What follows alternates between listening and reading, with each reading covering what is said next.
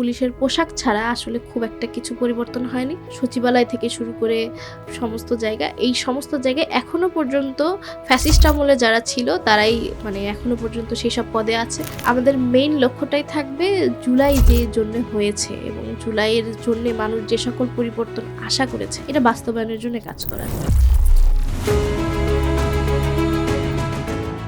আপনি জুলাই পরবর্তী সময়ে অন্য কোনো রাজনৈতিক দলে যুক্ত না হয়ে কেন বাংলাদেশকে বেছে নিলেন? আমার মনে হয় এখনো পর্যন্ত বাংলাদেশে যতগুলো রাজনৈতিক দল আছে বা প্ল্যাটফর্ম আছে তার ভিতরে সবচেয়ে সেফেস্ট জায়গা বলতে গেলে বাংলাদেশের লক্ষ্য উদ্দেশ্য যদি বলি, আমাদের 4টা মূলনীতি রাখছিলাম। তার ভিতরে হচ্ছে ফ্যাসিবাদ বিরোধী, আধিপত্যবাদ বিরোধী, দুর্নীতিবাজ মুক্ত এবং ধর্মীয় বিদ্বেষ মুক্ত একটি বাংলাদেশ। যখন কোনো নারী যিনি রাজনীতিতে আছেন তাকে হিট করা হয়, তাকে ডিরেক্ট চরিত্রের উপরে হিট করা হয়। এই ধরনের জিনিসগুলো আসলে সবাই নিতে পারে না, যার কারণে নারীদের জন্য আসলে রাজনীতিটা অনেক টাফ। আপনার শিক্ষা প্রতিষ্ঠানের ম্যানেজমেন্ট করে ফেলুন সম্পূর্ণ ডিজিটালাইজড। ব্যবহার করুন তালিমি ক্লাউড স্কুল বা মাদ্রাসা ম্যানেজমেন্ট সফটওয়্যার। সফটওয়্যারটি সম্পূর্ণ ফ্রি ট্রায়াল নিতে এখনই কিউআর কোড স্ক্যান করুন বা কমেন্টে দেওয়া লিঙ্কের ফর্মটি ফিল আপ করুন।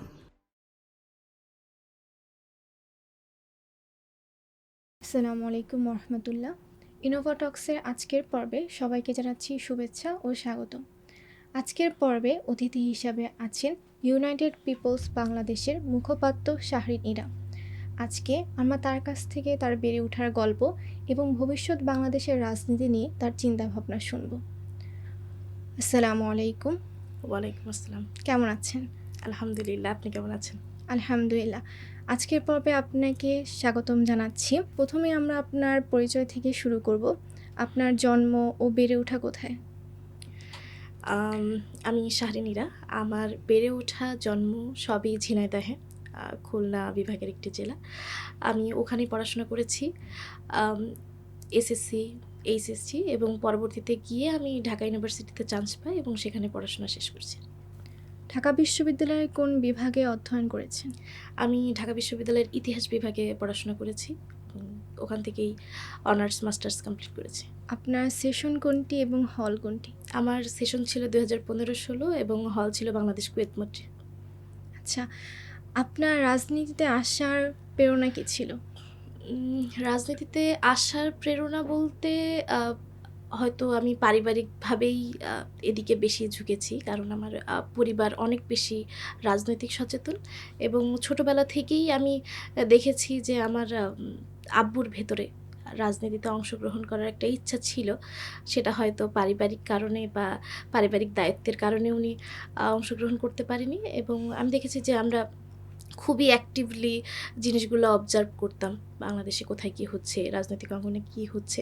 সেখান থেকেই ভেতরে রাজনীতির প্রতি আগ্রহ এবং পরবর্তীতে গিয়ে ইউনিভার্সিটি লাইফে আসার পরে আমি আসলে সরাসরিভাবে বিভিন্ন ইভেন্টে অংশগ্রহণ করার সুযোগ পাই এবং সর্বশেষ জুলাইয়ের পরবর্তীতে আমি আসলে একটা রাজনৈতিক প্ল্যাটফর্ম পাই, যেখানে অংশগ্রহণ করে হয়তো আমি আমার এই দীর্ঘদিনের যে রাজনীতিতে অংশগ্রহণের একটি যাত্রা সেটি শুরু করতে সক্ষম হয়েছি।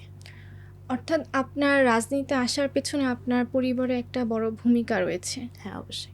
আপনি যেহেতু ঢাকা বিশ্ববিদ্যালয়ের একজন শিক্ষার্থী, তো ফ্যাসিস্ট আমলে আপনি ঢাকা বিশ্ববিদ্যালয়কে কিভাবে পেয়েছিলেন? আমি যখন ছিলাম 2016 থেকে 2021 পর্যন্ত, এই টাইমটা বলতে গেলে ফ্যাসিস্ট আমলের শেষ পর্যায়ে বা হচ্ছে সবচেয়ে টপ টাইম চলছিল।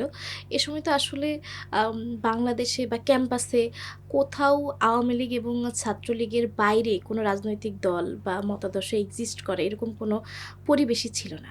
আমরা যখন এসেছি তখন ছাত্রলীগ বলুন বা আওয়ামী লীগ বলুন, তাদের সর্বোচ্চ যেই অবস্থান, খারাপ অবস্থান সেটিই দেখাচ্ছিল এবং ক্যাম্পাসগুলোতে আসলে তখন একক আধিপত্য ছাত্রলীগের এবং এর বাইরে কোনো প্রকারে কোনো মতাদর্শ বা কোনো রাজনৈতিক সন্দেহ হলেও যে এই ব্যক্তি হয়তো অন্য কোনো রাজনৈতিক দলের, তার অবস্থা কতটা করুণ ছিল বা করুণ হতো সেটা আমি আমার এই 4-5 বছরের ইউনিভার্সিটি লাইফে দেখেছি। হলগুলাতে কিভাবে বাধ্য করা হতো স্টুডেন্টদের প্রোগ্রামে আসার জন্যে। একটা সামান্য সিটের জন্যে কিভাবে দিনের পর দিন ক্লাস মিস করে রাজপথে অনিচ্ছাকৃতভাবে স্লোগান দিতে হয়েছে। আ কোনো প্রকার সন্দেহ হলে কিভাবে অমানবিকভাবে তাদেরকে অত্যাচার করা হয়েছে, হল থেকে বের করে দেওয়া হয়েছে।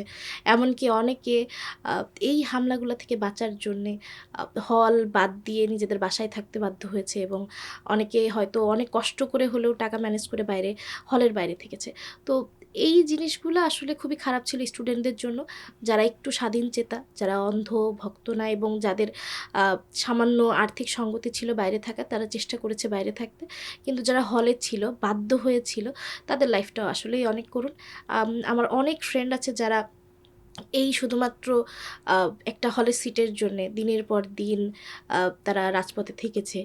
এই আওয়ামী লীগের হয়ে মিছিল, স্লোগান দিয়েছে এবং এর ফলপ্রসূতে তাদের রেজাল্ট খারাপ হয়েছে, তাদের কেরিয়ার খারাপ হয়েছে। তো এই যদি শুধুমাত্র ভার্সিটির কথা বলি, এটা আসলে সাধারণ স্টুডেন্টদের জন্য নরকের মতো ছিল।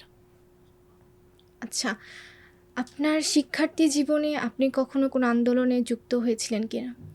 হ্যাঁ, তো শিক্ষার্থী জীবনে বলতে আ আমি যখন হচ্ছে 3rd ইয়ারে আপনার 2018 সালে বা 17 লাস্টে এরকম সময়ে যখন কোটা সংস্কার আন্দোলন হয়, আ কোটা সংস্কার আন্দোলনের আগে সড়ক নিরাপদ সড়ক আন্দোলন হয়েছিল। আ আমার ১ম সরাসরি অংশগ্রহণ ওই নিরাপদ সড়ক আন্দোলন দিয়েই। তখন প্রায় ৭-৮ দিন ধরেই স্টুডেন্টরা রাস্তায় ছিল। আমিও তাতে অংশগ্রহণ করেছিলাম এবং সম্মুখ সারিতেই ছিলাম পুরো আন্দোলনে। আ ওইটা দিয়েই মূলত একদম রাজপথে আমার কাজ শুরু করা ভার্সিটি লাইফে এসে এবং পরবর্তীতে 18 র কোটা সংস্কার আন্দোলন যেখানেও আমি একদম সম্মুখ সারিতে ছিলাম। আমি কোনো প্রকার কোনো রাজনৈতিক বা ছাত্র সংগঠনের ব্যানারে ছিলাম না। একদম স্বতঃস্ফূর্তভাবে ছিলাম আমি এবং আমার বন্ধুরা।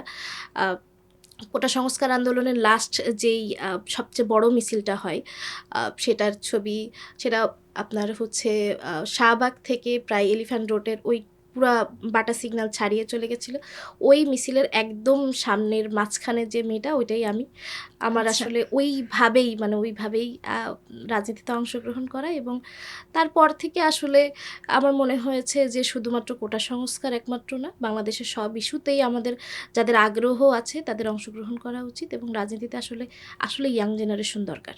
আমাদের মতো যারা ইচ্ছাকৃতভাবে আসতে চায় রাজনীতিতে তাদের আসলেই অংশগ্রহণ করা উচিত। জুলাই আন্দোলনে আপনি কতটুকু অংশগ্রহণ করেছিলেন?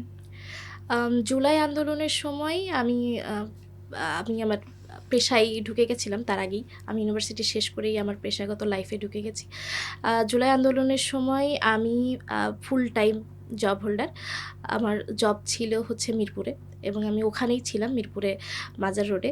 আ ১ম দিকে ইনিশিয়ালি আমার মনে হয়েছিল এটা হয়তো আ ১৮ সালে যেরকম কোটা সংস্কার আন্দোলন হয়েছিল ওরকম হয়তো আন্দোলন করতে, করতে একটা টাইমে গিয়ে হয়তো সরকার বাধ্য হবে দাবি দেওয়াগুলো মানতে। কিন্তু যখন ইউনিভার্সিটি স্টুডেন্টদের উপরে অমানবিকভাবে হামলা হয় এবং স্টুডেন্টরা হল ছাড়তে বাধ্য হয় এবং তার পরদিনই যখন পুরো বাংলাদেশের প্রাইভেট ইউনিভার্সিটি থেকে শুরু করে কলেজের স্টুডেন্টরা সবাই আন্দোলনে নেমে আসে, তখন মনে হয়েছিল যে এটা আসলে ১৮ সালের কোটা সংস্কার আন্দোলনের মতো না, এটা আরও বেশি বিস্তার লাভ করে ফেলেছে এবং ওই দিনের পরেই আমার মনে হলো যে আমার জায়গা থেকেও আসলে আবারও অংশগ্রহণ করা উচিত এবং আমি পুরো আন্দোলনের সময় মিরপুর এরিয়াতে আমাদের মিরপুর ২ ইসিবি কলোনি, এরপরে হচ্ছে মিরপুর ১০ এ যেখানে মেট্রো রেলে আগুন লেগেছিল, এই সমস্ত এরিয়াতে অংশগ্রহণ করেছি।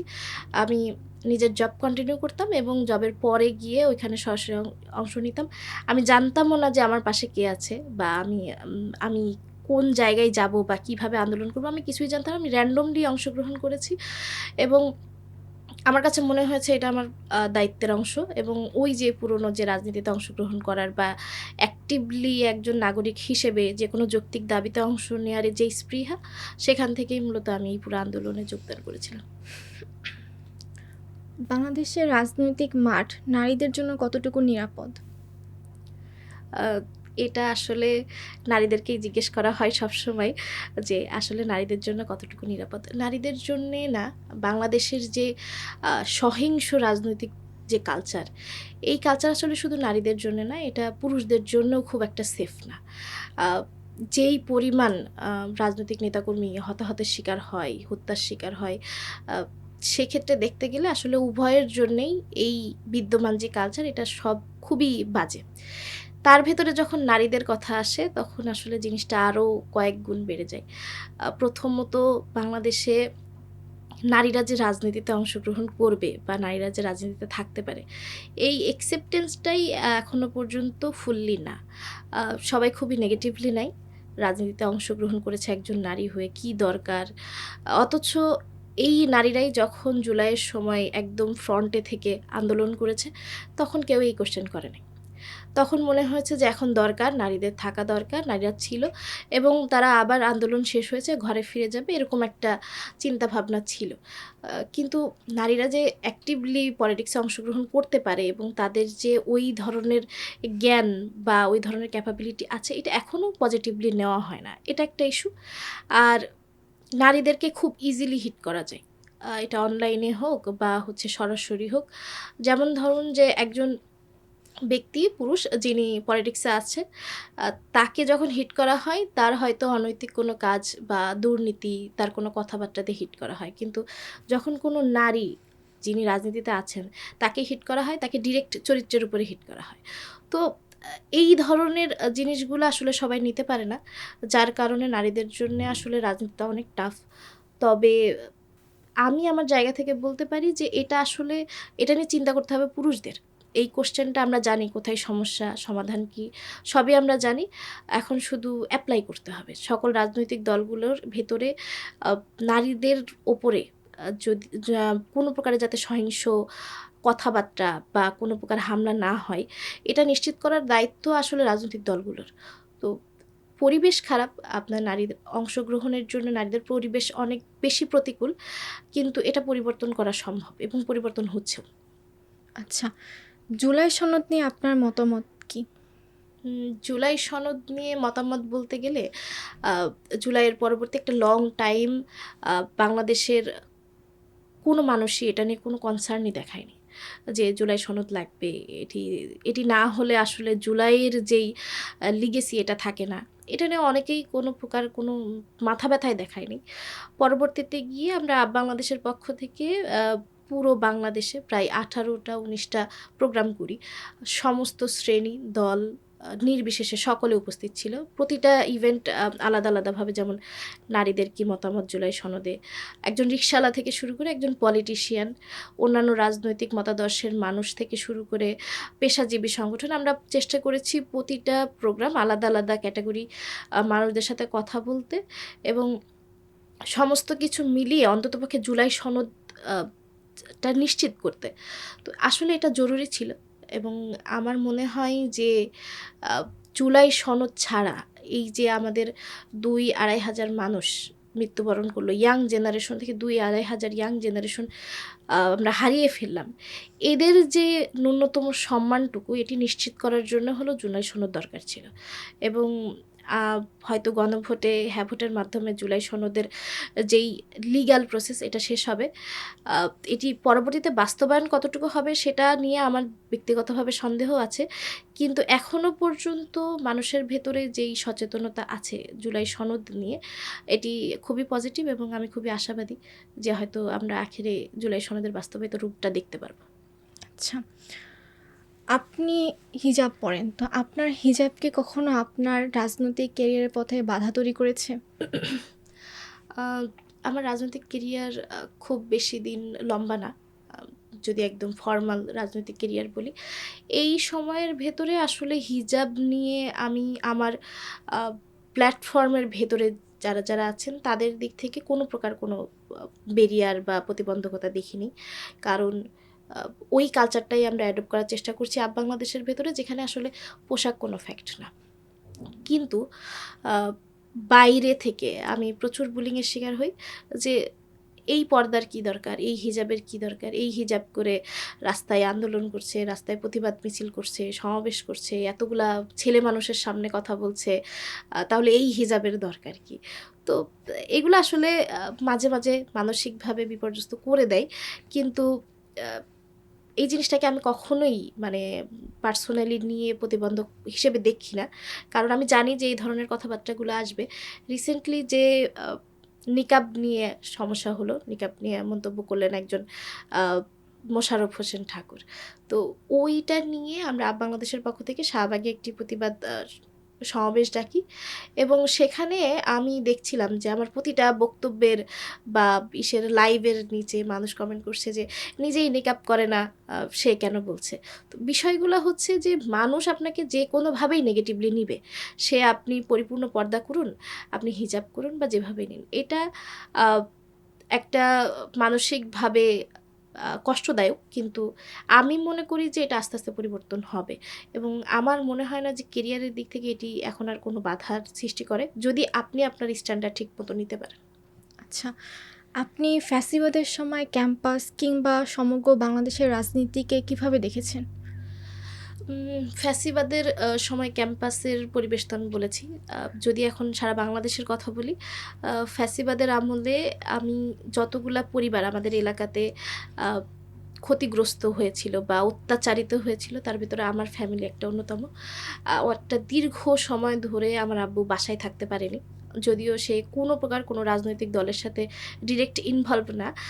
তারপরেও একটা লং টাইম তাকে বাসা থেকে দূরে থাকতে হয়েছে এবং যখনই উনি বাসায় আসতেন কোনো না কোনোভাবে উনি অ্যারেস্ট হতেন।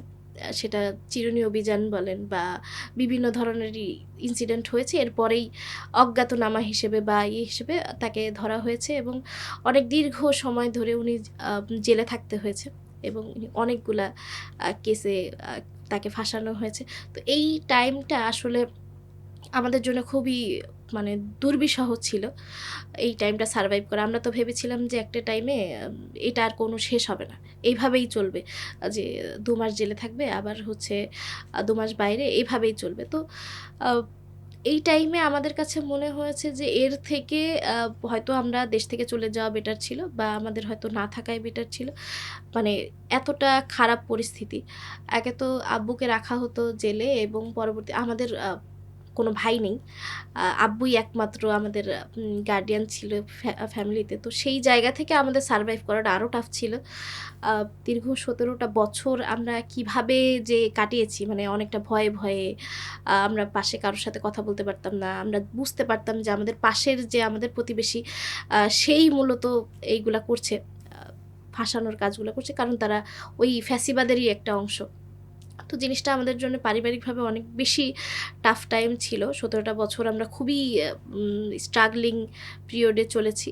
আ এরপরে আসলে আমার ওই যে একটা অন্যায়, অত্যাচার, সোহাগ ওইটা থেকেও আসলে আমার রাজনৈতিক দলে বা রাজনীতিতে অংশগ্রহণ করার একটা ইচ্ছা ছিল। কারণ এই কালচার যদি আসলে মানে থেকে যায়, এই যে ফ্যাসিবাদী কালচার একটার পর একটা কালচার যদি চলে আসে, যে ক্ষমতায় আসবে সেই আসলে ফ্যাসিস্ট হয়ে যাবে। এই কালচার যদি থেকে যায় তাহলে আসলে আমি কেন? আমি যেই সিচুয়েশন দেখছি আমার পরবর্তী জেনারেশনও সেম সিচুয়েশন দেখবে। তো ওই ফ্যাসিবাদের ওই আমলও কিন্তু আমাদের এই যে ইয়াং জেনারেশন যারা পলিটিক্সে এসেছে, তাদের পলিটিক্সে আসার পেছনে অন্যতম কারণ ছিল। আচ্ছা, আপনি জুলাই পরবর্তী সময়ে অন্য কোনো রাজনৈতিক দলে যুক্ত না হয়ে কেন বাংলাদেশকে বেছে নিলেন? আ জুলাইয়ের পরে আসলে আ নতুন যতগুলা সংগঠন হয়েছে, তার বেশ কিছু জায়গা থেকে আমাকে ইনভাইট করা হয় যাওয়ার জন্যে। কারণ আমি হচ্ছে ২০১৯ সালে ডাকসু নির্বাচনে সাহিত্য সম্পাদক ছিলাম স্বতন্ত্রভাবে ওইটা থেকে এবং ব্যক্তিগত পরিচিতির কারণে আমাকে অনেকেই বলেছিল। কিন্তু আমার কাছে মনে হয়েছিল যে সেম ক্যাটেগরির আ যেটা অলরেডি আছে বাংলাদেশে। ওই ক্যাটেগরির একটা রাজনৈতিক দলে অংশগ্রহণ করে আসলে আমার লাভ কি? আমি তো আসলে এই ধরনের রাজনৈতিক পরিবেশ চাই না। আমি চাই নতুন কিছু। যেটা বিদ্যমান সকল রাজনৈতিক সংস্কৃতির বাইরে গিয়ে নতুন আ যেটি আসলে নিশ্চিত করবে মানুষের অধিকার, ইনসাফ। তো সেই জায়গা থেকে এবং আমার নিজের যেই আ জীবনধারা বা লাইফস্টাইল সেটার সাথে মোটামুটি মানানসই এরকম একটা রাজনৈতিক দল যদি বা প্ল্যাটফর্ম যদি হয় আমি অংশগ্রহণ করব। তো আ প্রায় জুলাইয়ের পরে প্রায় ৮-৯ মাস পরে বা ১ বছর পরে গিয়ে বাংলাদেশ আসে। আমি ১ম এ খুবই অবজার্ভিং ছিলাম যে আসলেই এটাতে যোগদান করব কিনা। আমি কনফিউজড ছিলাম এবং পরবর্তীতে গিয়ে যখন আমি তাদের ধ্যান ধারণা, চিন্তা চেতনা এবং তারা কি চাচ্ছে দেখি, তখন দেখি যে আমার সাথে কিছুটা ম্যাচ করছে। আমি যেভাবে রাজনৈতিক দলগুলোকে দেখতে চাই তাদের সাথে আমার মতাদর্শ কিছুটা মিলছে এবং সেখান থেকেই আমি বাংলাদেশের ফর্ম পূরণ করি এবং সেখান থেকেই আমার আশা। আমি আগে থেকে পরিচিত বা কোনো ইসের ভিত্তিতে নয়। আমি একদমই বাংলাদেশ যেই Google ফর্ম দিয়েছিল সেটার মাধ্যমেই এই প্ল্যাটফর্মে আসা এবং পরবর্তীতে এই পদে আসা। আচ্ছা, আপনাকে কেউ দল থেকে অ্যাপ্রোচ করেনি এরকম? না, আমাকে দল থেকে অ্যাপ্রোচ করে আনা হয়েছে এরকম না। আমি একদমই পার্সোনালি আমার মনে হয়েছে যে এইখানে হয়তো গেলে আমি যেই রাজনৈতিক দলটার আশা করি বা রাজনৈতিক পরিবেশের আশা করি, হয়তো এইখানে সেটা পাবো এবং আমি আমার নিজের পার্সোনাল ইচ্ছাতেই এইখানে আসা। আচ্ছা, আপনাদের দলের যেই নাম ইউনাইটেড পিপলস বাংলাদেশ, তো নামটার পিছনের কাহিনীটা কি? কে রেখেছিল বা এটার প্রস্তাব কে করেছিল? আসলে এটার প্রস্তাব যে কে করেছিল এখনো নিশ্চিত না। কারণ আমরা নাম নিয়ে প্রায় ১ থেকে ১.৫ মাস আমরা কথা বলছিলাম যে আসলে কি নাম দেওয়া যায়। অনেকগুলা নাম সাজেশন এসেছিল, যেমন আজাদী মুভমেন্ট বাংলাদেশ, তারপরে হচ্ছে ইউনাইটেড পিপলস বাংলাদেশ। এটা একদমই লাস্ট পর্যায়ে আসে। তো আমরা আসলে চিন্তা করছিলাম কি এমন নাম দেওয়া যায় যেটা আসলে আমরা যা চাইছি, আমরা যা করতে চাচ্ছি এটাকে একদম নামের মাধ্যমেই বোঝানো যাবে। তো এরকম চিন্তা করতে, করতে অনেকগুলা ছোট, ছোট ইউনাইটেড দেওয়া যায়, ইউনাইটেড সাথে অন্য কিছু দেওয়া যায়। এরকম চিন্তা করতে, করতে হয়তো আ কয়েকজনের কথার প্রেক্ষিতেই আসলে এরকম কিছু আসে যে এমন কিছু করা যায় যেটাতে আসলে আমরা যে চাচ্ছি যে সারা বাংলাদেশের মানুষকে ঐক্যবদ্ধ করতে। যে মানুষ আসলে একত্রিত থাকবে। ন্যায়, নীতি, ইনসাফের যেই বাংলাদেশ আমরা বানাতে চাচ্ছি, এখানে ঐক্যবদ্ধ থাকবে। তো এরকম একটা কিছু দেওয়া যায়।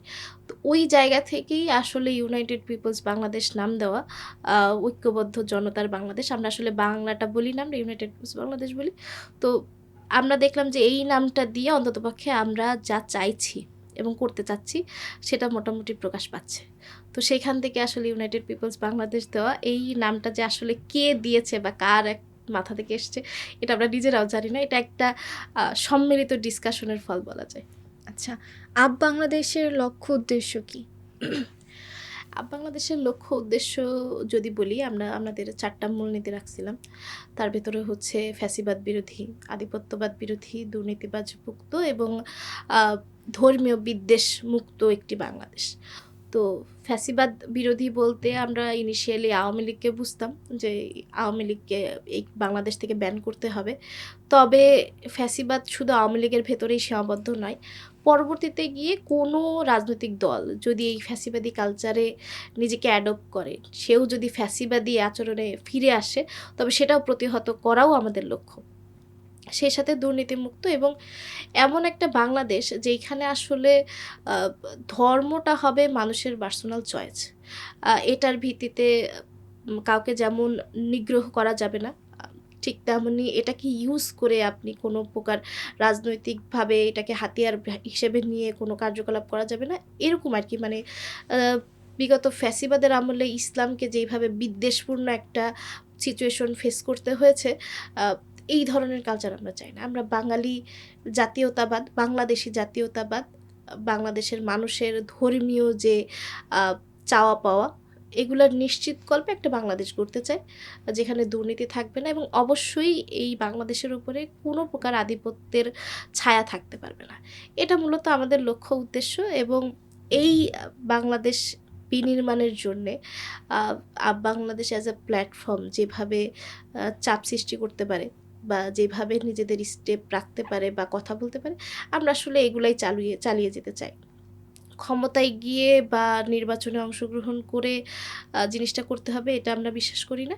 আমরা মনে করি যে আমরা আমাদের জায়গা থেকে যদি প্রতিটি অন্যায্য বিষয়ে কথা বলতে পারি এবং স্টেপ নিতে পারি, দ্যাটস এনাফ। তো আপাতত আমাদের লক্ষ্য উদ্দেশ্য এটাই এবং আমরা বিশ্বাস করি যে আ একটা সময় আসবে যখন আমাদের এই ভয়েসটা অনেক বেশি লাউড হবে এবং এটা হয়তো এখন খুব বেশি ভিজিবল হয় না বা আমরা করতেও পারি না। কিন্তু আমরা বিশ্বাস রাখি যে আমরা যেই নিয়তে আগাচ্ছি ইনশাআল্লাহ সেটা কার্যকর হবে। একটা নতুন দল হিসেবে আপনাদের ফান্ডিংয়ের উৎস কি? প্রথমত হচ্ছে নতুন দল না, এটা অনেকেই ভুল করে। এটা রাজনৈতিক দল না, এটা হচ্ছে রাজনৈতিক প্ল্যাটফর্ম। আমরা প্ল্যাটফর্ম হিসেবেই থাকতে আগ্রহী। আর ফান্ডিংয়ের যে বিষয় সেটা হচ্ছে যে এখনো পর্যন্ত বাংলাদেশ পুরোটাই ক্রাউড ফান্ডিংয়ের উপরে চলেছে।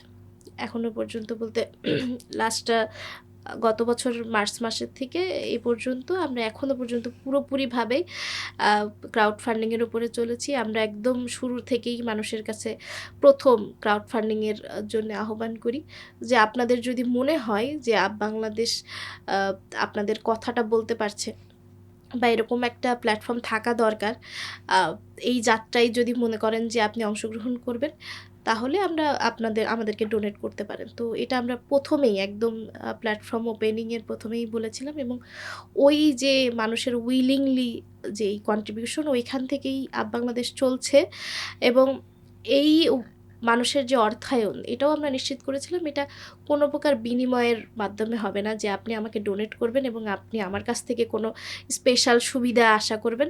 এই ধরনের বিষয় হলে আমাদের টাকা দেওয়ার দরকার নেই। আমরা একদম স্ট্রেইট কাট এটাই বিশ্বাস করি এবং ওইভাবেই মানুষ যতটুকু দিচ্ছে বাংলাদেশ ঠিক ততটুকুই চলছে। সেটা খুবই সামান্য হলেও সামান্য, আ যার কারণে আমাদের ফান্ডিং অনেক কম। আমরা তাতেও খুশি। কারণ এটাই আমরা চেয়েছিলাম। আমরা কোনো কারো কাছ থেকে অর্থায়ন নিয়ে কোনো প্রকার বাইন্ডিংস এর ভিতরে ঢুকে যেতে চাই না। আমরা চাই যে আমরা যে স্বাধীন ভয়েসটা রাখতে এবং এটা আসলে সম্ভব হয় শুধুমাত্র আমাদের ওই আ ক্রাউড ফান্ডিং এর জন্যেই। কারণ আমরা কারো কাছে লায়াবল না। এবং আমরা কোথা থেকে টাকা পাচ্ছি, কত টাকা পাচ্ছি, কিভাবে সেটা খরচ হচ্ছে, সমস্ত কিছুই আমরা ৩ মাস পর, পর আমাদের ওয়েবসাইটে একদম পুরো রিপোর্টটা দিয়ে দেই পাবলিকলি।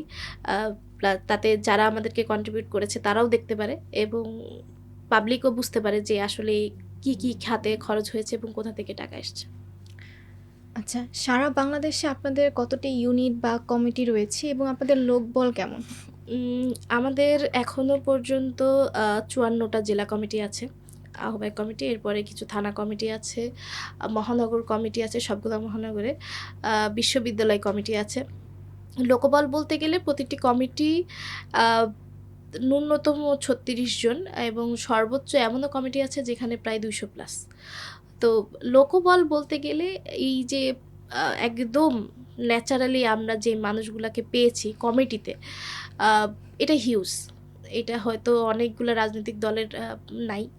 আমাদের আসলে প্রচুর পরিমাণে লোকবল আছে যারা একদম নিজেদের ইচ্ছাকৃতভাবেই অংশগ্রহণ করেছেন। আ এটা এলাকা ভিত্তিক যখন আমাদের বিভিন্ন কর্মসূচি হয় তখন বোঝা যায়।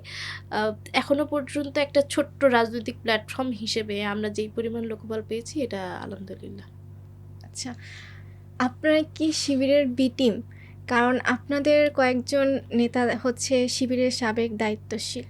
আ কয়েকজন না, বহুজন আছে যারা শিবিরের দায়িত্বশীল। এই প্রশ্নের উত্তরে আমাদের আহ্বায়ক একটা ভালো উত্তর দিয়েছিল যে, আমরা আসলে শিবিরের বি টিম না। আমরা আসলে বি, সি মানে তিনি বলেছেন আসলে বি না, আমরা আসলে ডি টিম। কারণ এখানে হচ্ছে এবি পার্টি আছে, এনসিপি আছে। তো আসলে এটা মানুষ বলবেই এবং আমরা আসলে জিনিসটা খুবই নেগেটিভলি নেই তা না। আমরা জিনিসটাকে এনজয় করি। আমাদের নেতৃত্বে যারা আছেন, হ্যাঁ, তারা সবাই ম্যাক্সিমামই এক্স শিবির। কিন্তু তার মানে এই না যে আপনি একটা রাজনৈতিক দলের অংশ থেকে এসেছেন মানেই ওইটাকেই প্রতিনিধিত্ব করছেন বা ওইটাকেই আগিয়ে নিয়ে যাচ্ছেন, বিষয়টা এরকম না। আ এটা মানুষ বলবেই। আর বিষয় হচ্ছে যে আমরা যদি A team, B team, C team এরকম কিছু হতাম তাহলে হয়তো আমরা জামাতের সাথে নির্বাচনে অংশগ্রহণ করতাম। বাংলাদেশ কিন্তু নির্বাচনে অংশগ্রহণ করছে না। তো তার মানে বোঝা যায় যে জামাতও মনে করে না যে আমরা তাদের বি, সি বা ডি টিম। আবার আমরাও মনে করি না যে আমরা আসলে কারোর বি, সি, ডি টিম। আচ্ছা, আচ্ছা। কিন্তু মানুষের মতাদর্শের দিক থেকে বা ইসের দিক থেকে মানুষ মনে করে এবং এটা খুবই অস্বাভাবিক কিছু না। কারণ আপনি যখন ম্যাচ করতেই পারে, অনেক কিছুই ম্যাচ করতে পারে। আপনার কার্যক্রম বা অনেক কিছু ম্যাচ করতে পারে। কিন্তু তার মানে এই না যে বি টিম, সি টিম হতে হবে আরকি। আপনারা কি কোনো রাজনৈতিক দলের এজেন্ডা বাস্তবায়নে ভূমিকা রাখবেন? রাজনৈতিক দলের কোনো ব্যক্তিগত এজেন্ডা বাস্তবায়নে আমরা ভূমিকা অবশ্যই রাখব না। তবে এমন হতে পারে যে বাংলাদেশে এমন কোনো ইস্যু যেটা আসলে মানে দেশের মানুষের স্বার্থে বাস্তবায়িত হওয়াটা জরুরি, তখন আসলে আমরা সেখানে সম্মতি জ্ঞাপন করব। যেমন আমার মনে হয় যে আওয়ামী লীগ ইস্যুটা কোনো আ দলীয় ইস্যু না। কিন্তু আমি জানি যে আওয়ামী লীগ যদি নিষিদ্ধ হয় সেটার ফল সকল রাজনৈতিক দলগুলোই ভোগ করবে। কিন্তু আওয়ামী লীগ নিষিদ্ধ হওয়াটাও জরুরি এবং এটা ফরজ।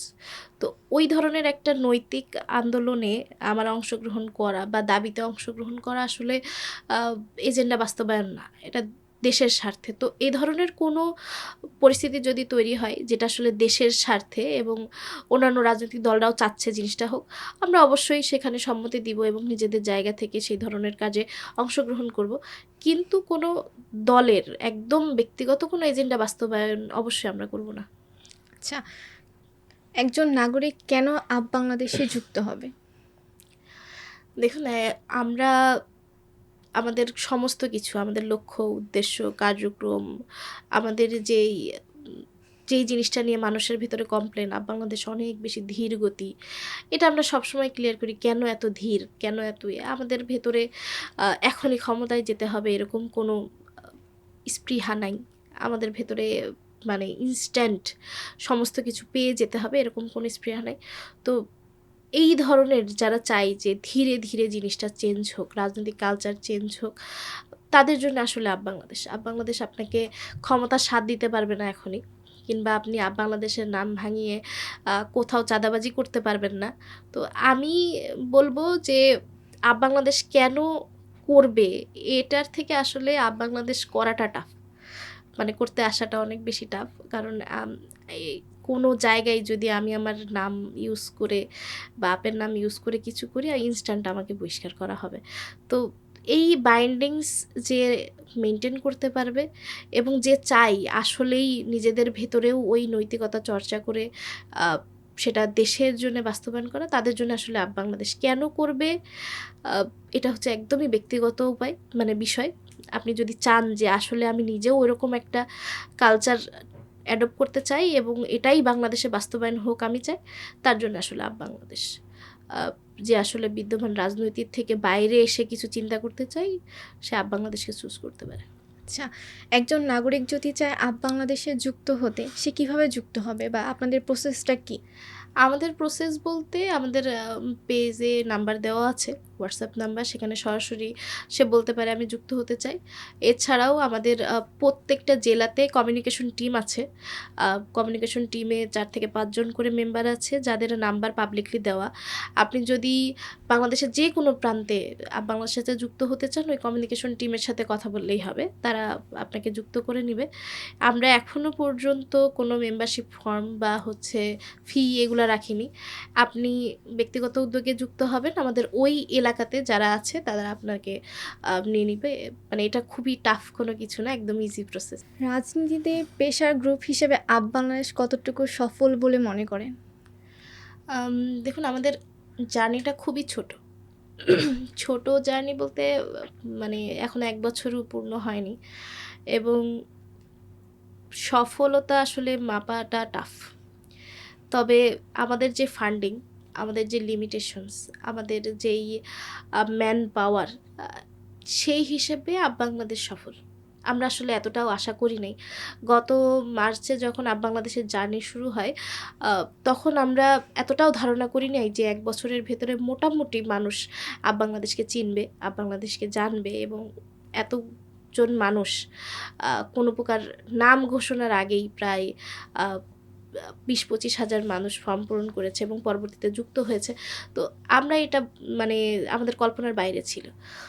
আর পরবর্তীতে গিয়ে আপনার প্ল্যাটফর্ম ওপেনের পরে গিয়ে যেভাবে বাংলাদেশের একদম তৃণমূলের নেতা থেকে শুরু করে একদম কেন্দ্র পর্যন্ত বিভিন্ন ইস্যুতে আমরা অংশগ্রহণ করতে পেরেছি এবং সব সোসাইটিতে আমাদের যেই একটা অ্যাকসেপ্টেন্স, আ এটা আসলে এই ছোট্ট জার্নির জন্য অনেক বেশি এবং আমার মনে হয় এটাই তো আসলে একটা আ প্ল্যাটফর্মের সফলতা যে আপনার এক্সেস আছে। আপনাকে মানুষ চিন্তা করে যে না, জুলাইয়ের একটা সংগঠন এবং এখনো পর্যন্ত মানুষ গ্রহণ করে। হয়তো আমাদের দলে আসার জন্য পছন্দ করবে না, কিন্তু এটাও কেউ বলতে পারবে না যে এই প্ল্যাটফর্মটা আসলে কারাপ্টেড বা এই প্ল্যাটফর্মটা আসলে তাদের জায়গা থেকে সরে গেছে। না, আমরা যেই চিন্তা নিয়ে গঠিত হয়েছিলাম, আমরা এখনো পর্যন্ত সেই চিন্তাতেই আছি এবং ভবিষ্যতেও থাকবো ইনশাল্লাহ। আপনারা রাজনৈতিক ময়দানে কতটুকু সক্রিয়? রাজনৈতিক ময়দানে সক্রিয় বলতে আমরা যে কোনো ন্যায্য যেই দাবি দেওয়া বা ইনসিডেন্ট আছে লাস্ট মার্চ মাসের পরের থেকে, তার ভেতরে 80% আমি যদি বলি 80 থেকে 85% ইস্যুতে বাংলাদেশ কথা বলেছে, বাংলাদেশের স্ট্যান্ড আছে, এবং সেই স্ট্যান্ডগুলো ক্ষেত্র বিশেষে গ্রহণও করা হয়েছে। সেটা হচ্ছে উচ্চকক্ষের, আমি যদি একদম নর্মাল বলি যে বাংলাদেশি প্রথম রাজনৈতিক প্ল্যাটফর্ম যারা পাবলিকলি বলেছিল যে নিম্নকক্ষে নয়, শুধুমাত্র উচ্চকক্ষে পিআরের সিস্টেম থাকবে। তো প্রথম দিকে জিনিসটা নিয়ে প্রচুর হাসাহাসি হয়, কেউ এটা নিতে চায়নি, কিন্তু পরবর্তীতে গিয়ে আসলেই উচ্চকক্ষে পিআরের সিস্টেম চালু হয়েছে। এরপরে আমরা বলেছিলাম যে আগে পরে না, একদম নির্বাচনের দিনই, জাতীয় নির্বাচনের দিনই গণভোট হবে। তো প্রথমে সবাই এটাকেও অবাস্তব চিন্তা করছিল, আখেরে গিয়ে আসলেই গণভোট এবং জাতীয় নির্বাচন একই দিনে হচ্ছে।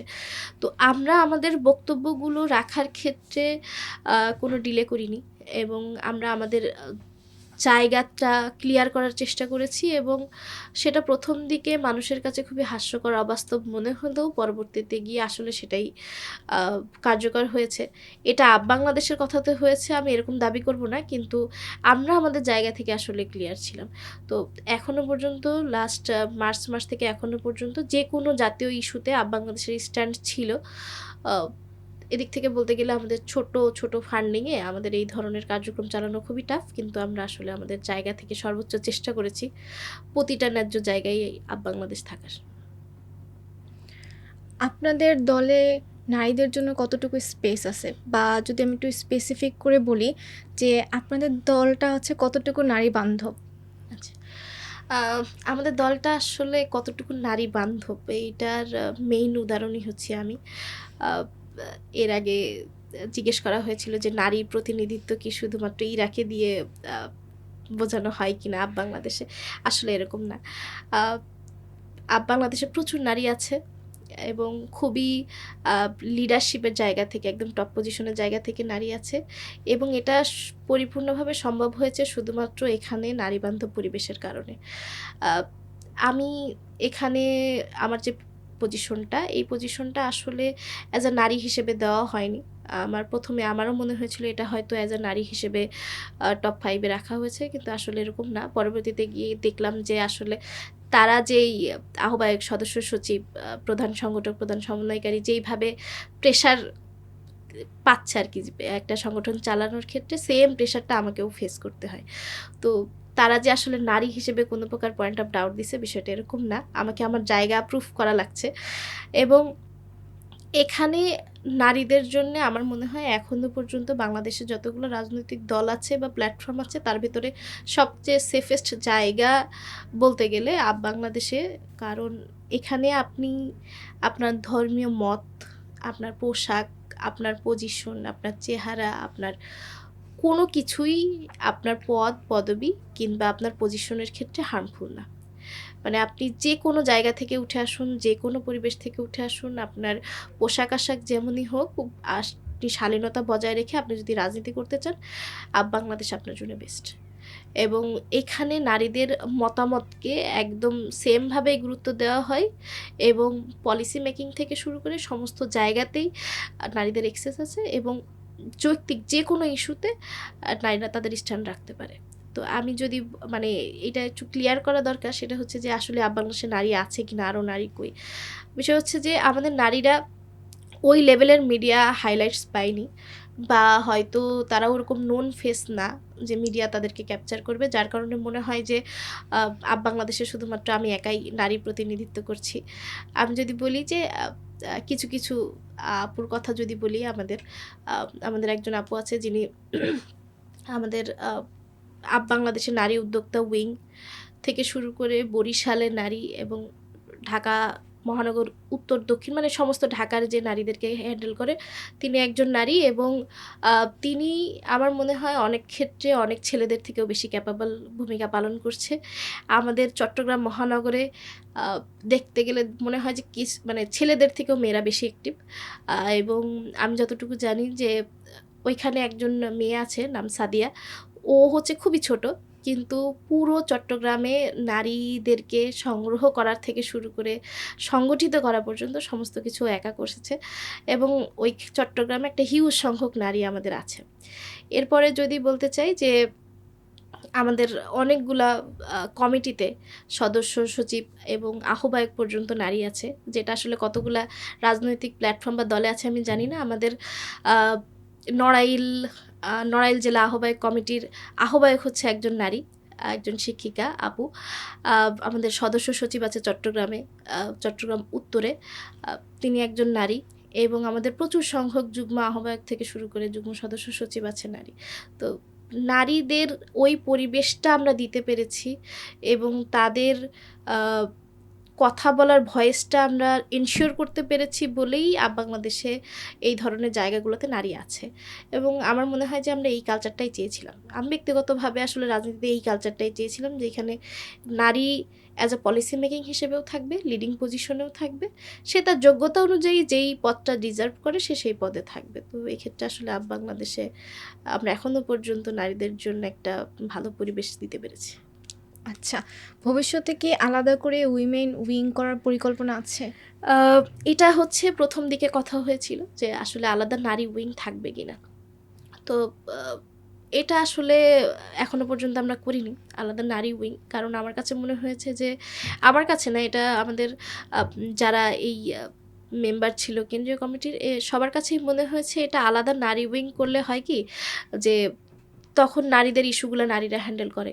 ছেলেরা মাথা ঘামায় না এবং পুরুষদের বড়, বড় ইস্যুগুলা যেগুলো আছে পুরুষরা হ্যান্ডেল করে মানে ওই জিনিসটা থাকে না আরকি। মানে পুরা আলাদাভাবে সেটআপ করা হয়। তো আমাদের কাছে মনে হয়েছে আসলে আলাদা নারী উইং এর দরকার নাই। যদি আপনি প্রপারলি সবার ভয়েসটা গ্রহণ করতে পারেন এবং গ্রহণ করার মতো গণতান্ত্রিক পরিবেশ আপনার প্ল্যাটফর্মের ভেতরে থাকে, আলাদা উইং এর দরকার নাই। আচ্ছা, আপনাদের কি কোনো ছাত্র সংগঠন আছে বা এই বিষয়ে ভবিষ্যৎ পরিকল্পনা কি? আমাদের ছাত্র সংগঠন এখনো পর্যন্ত নাই। কিন্তু আমরা ক্যাম্পাস চ্যাপ্টার চালু করেছি। আমাদের প্রতিটি আ আ ক্যাম্পাসে কলেজ, ইউনিভার্সিটিতে আমাদের ক্যাম্পাস চ্যাপ্টারের একটা ইয়ে রাখা হয়েছে। এটা হচ্ছে আমাদের ছাত্র যারা আছেন তাদেরকে এনগেজ করার জন্যে। এটাকে ছাত্র উইং বলা যায় কিনা এখনো সিওর না। তবে হ্যাঁ, ছাত্রদের একত্রিত করার জন্য আমরা ক্যাম্পাস চ্যাপ্টার চালু করেছি। এখানে আমাদের একজন যুগ্ম আ প্রধান সংগঠক আছেন, যিনি এই সারা বাংলাদেশের প্রতিটা ক্যাম্পাসে আমাদের যেই শিক্ষার্থীরা বাংলাদেশের সাথে এনগেজ হতে চান, তাদেরকে সংগঠিত করেছেন এবং নোটেবল ভাবে আমাদের এখনো পর্যন্ত আ বাংলাদেশের অনেকেই আছেন যারা ছাত্র সংসদ নির্বাচনে কেন্দ্রীয় থেকে শুরু করে হল সংসদ নির্বাচিত হয়ে এসেছেন। আ এটা আসলে আমাদের ক্যাম্পাস চ্যাপ্টারের মাধ্যমেই সম্ভব হয়েছে।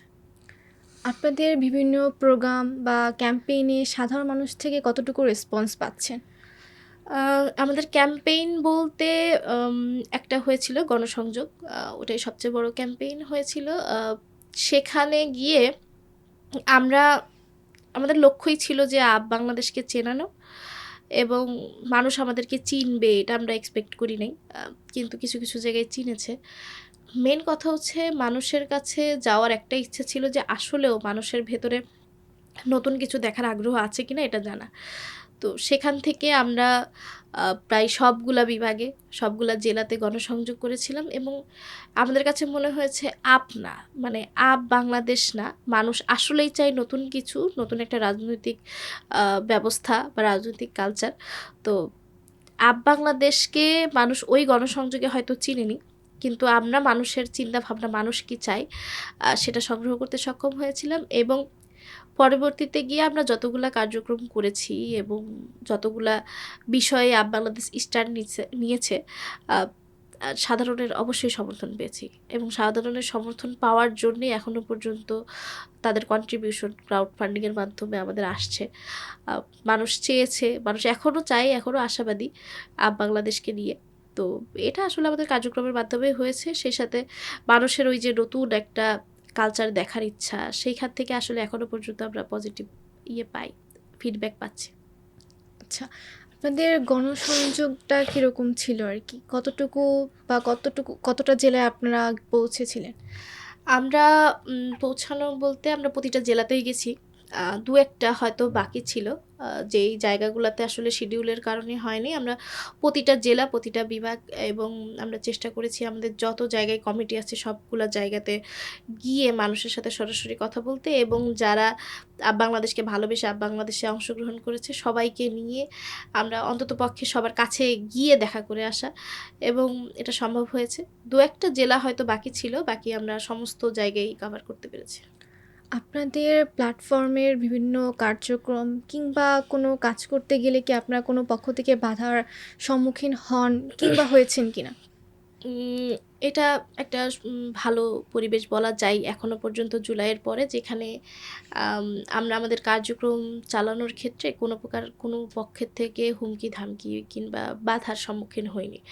এটা হয়তো এই কারণেই যে এখনো পর্যন্ত মানুষ আ সচেতন আছে রাজনীতি নিয়ে, এবং অন্যান্য দলগুলাও সহনশীল একটা আচরণ বজায় রেখেছে আ এই অন্যান্য দলের প্রতি। যার কারণে আমরা পাবলিকলি বিভিন্ন ধরনের প্রোগ্রাম করা থেকে গণসংযোগ আমরা কোথাও আসলে ওইভাবে কোনো প্রতিবন্ধকতা ফেস করিনি। আ কিন্তু রাজনৈতিক সহিংসতার জায়গা থেকে বলি, আমাদের একজন চট্টগ্রামের একজন সদস্য উনি নিহত হয়েছেন। আ উনি মেইনলি একটা ঘটনার ভেতরে পড়ে গিয়েছিলেন এবং সেখানে ছুরিকাঘাতে উনি মৃত্যুবরণ করেন। তো কিছু সহিংসতা হয়েছে, আক্রমণ হয়েছে আমাদের অনেক নেতাকর্মীর উপরে। আ আক্রমণাত্মক হয়েছে এবং আমরা তার আইনগত ব্যবস্থা গ্রহণ করেছি। তো জিনিসগুলো এখনো কম। কিন্তু যেই রাজনৈতিক সহিংসতা বাংলাদেশ দেখে এসেছে, আ সেটা আবারও আসবে কিনা এটা নিয়ে আমরা যথেষ্ট সন্দেহে আছি। কিন্তু এখনো পর্যন্ত ওরকম বড় কোনো ঘটনা না হলেও আমরা আমাদের বেশ কিছু নেতাকর্মী এখনো পর্যন্ত বিভিন্ন জায়গায় হতাহতের শিকার হয়েছে।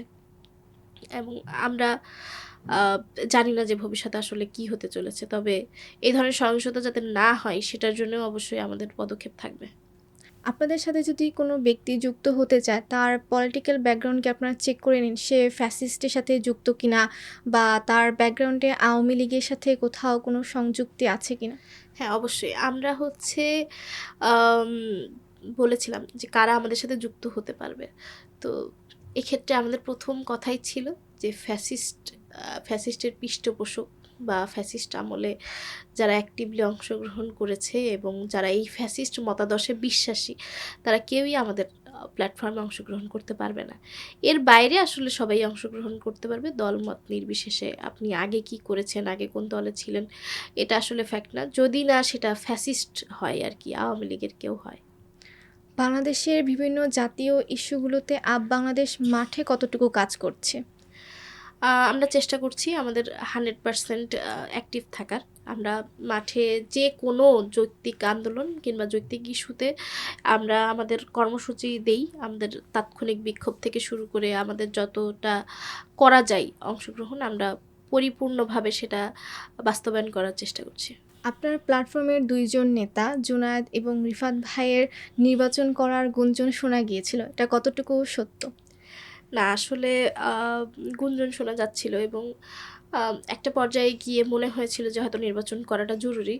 কিন্তু পরবর্তীতে গিয়ে আসলে বাস্তবতা এবং সমস্ত দিক থেকে বিবেচনা করে তারা কেউই নির্বাচন করতে আর আগ্রহ প্রকাশ করেননি এবং আসলেও তারা নির্বাচন করছে না। বাংলাদেশ থেকে আসলে ২ জন স্বতন্ত্র প্রার্থী আছে আমাদের। একজন হচ্ছে চট্টগ্রাম ৫, আ ইঞ্জিনিয়ার রিয়াদ হোসেন। উনি নির্বাচন করছে স্বতন্ত্রভাবে, এবং আমাদের আছে হচ্ছে সিরাজগঞ্জ ২। উম এই ২ জন আমাদের স্বতন্ত্র প্রার্থী আছেন। এর বাইরে আমাদের আসলে কেউই নির্বাচন করছে না। আপনাদের কেন্দ্রীয় নেতাদের রাজনীতিতে অংশগ্রহণ যদি আমি বলি হচ্ছে নির্বাচনে অংশগ্রহণ করার ব্যাপারে কতটুকু ভবিষ্যৎ পরিকল্পনা আছে? আম কেন্দ্রীয় নেতাকর্মী থেকে শুরু করে আমাদের ১ম এই আমরা বলে দিয়েছিলাম যে, আমরা নির্বাচনের প্রতি আমাদের যে সর্বোচ্চ ফোকাস, এটা এরকম কিছু থাকবে না। আমাদের মেইন লক্ষ্যটা আসলে নির্বাচন হবে না বা ক্ষমতায় যাওয়া হবে না। আমাদের মেইন লক্ষ্যটাই থাকবে জুলাই জুলাই যে জন্যে হয়েছে এবং জুলাইয়ের জন্যে মানুষ যে সকল পরিবর্তন আশা করেছে এটা বাস্তবায়নের জন্য কাজ করা। এবং আমরা এজন্যেই এখনো পর্যন্ত প্ল্যাটফর্মেই আছি। আমরা দল ঘোষণা করার প্রতিও এতটা আগ্রহী নাই, যদিও আমাদের দল ঘোষণা করার মতো ম্যান পাওয়ার থেকে শুরু করে সমস্ত কিছুই আছে, কিন্তু আমরা এখনো দল ঘোষণা করি নাই। এবং আমাদের কেন্দ্রীয় নেতাকর্মী তারাও আমাদের এই মতাদর্শে বিশ্বাসী। আসলে নির্বাচনের থেকেও জুলাইয়ের যে আকাঙ্ক্ষা বা জুলাইয়ের যেই চিন্তা চেতনা ছিল এটা বাস্তবায়নে কাজ করাটা বেশি জরুরি। তো হয়তো আমরা ভবিষ্যতে নির্বাচন করব, কিন্তু এই নির্বাচনে বাংলাদেশ আসলে কোনো প্রকারেই আহ, অংশগ্রহণ করছে না বা বিয়ে করছে না আর কি। জুলাই থেকে গড়ে ওঠা নতুন দল জাতীয় নাগরিক পার্টিকে আপনারা কিভাবে মূল্যায়ন করছেন?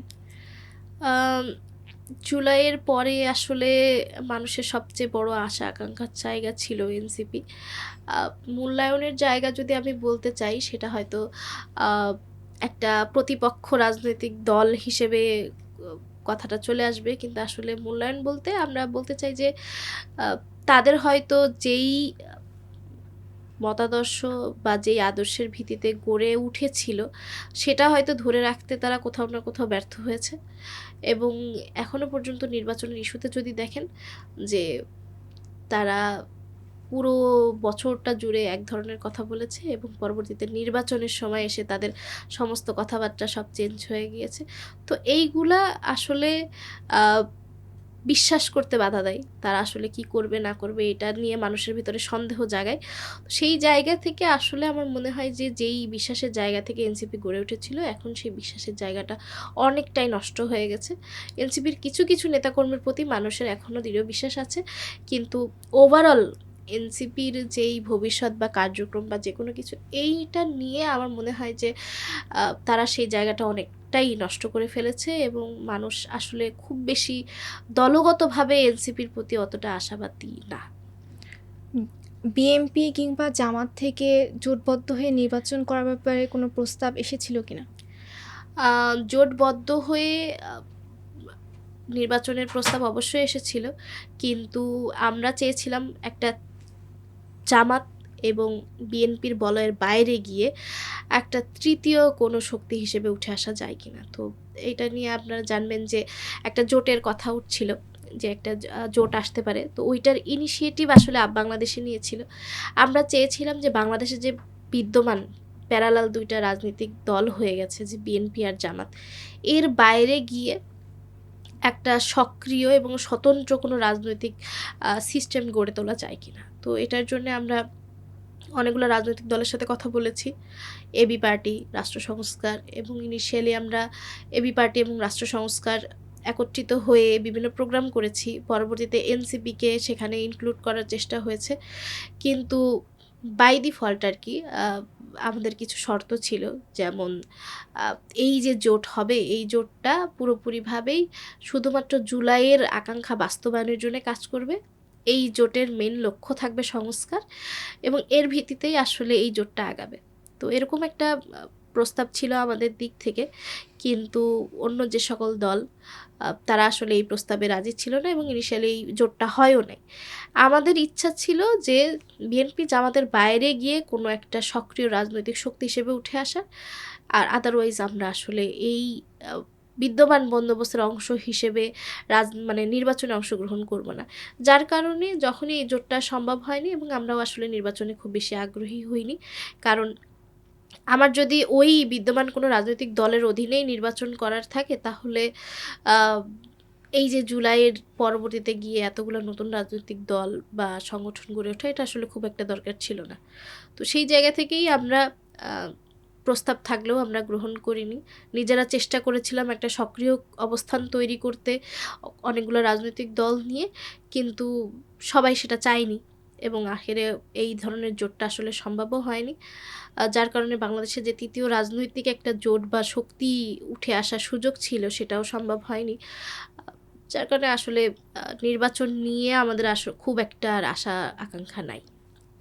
আপনারা তো জুলাই পরবর্তী সময়ে গড়ে ওঠা প্ল্যাটফর্ম, তো সেই জায়গা থেকে আপনারা কতটুকু জুলাইকে ধারণ করতে সক্ষম?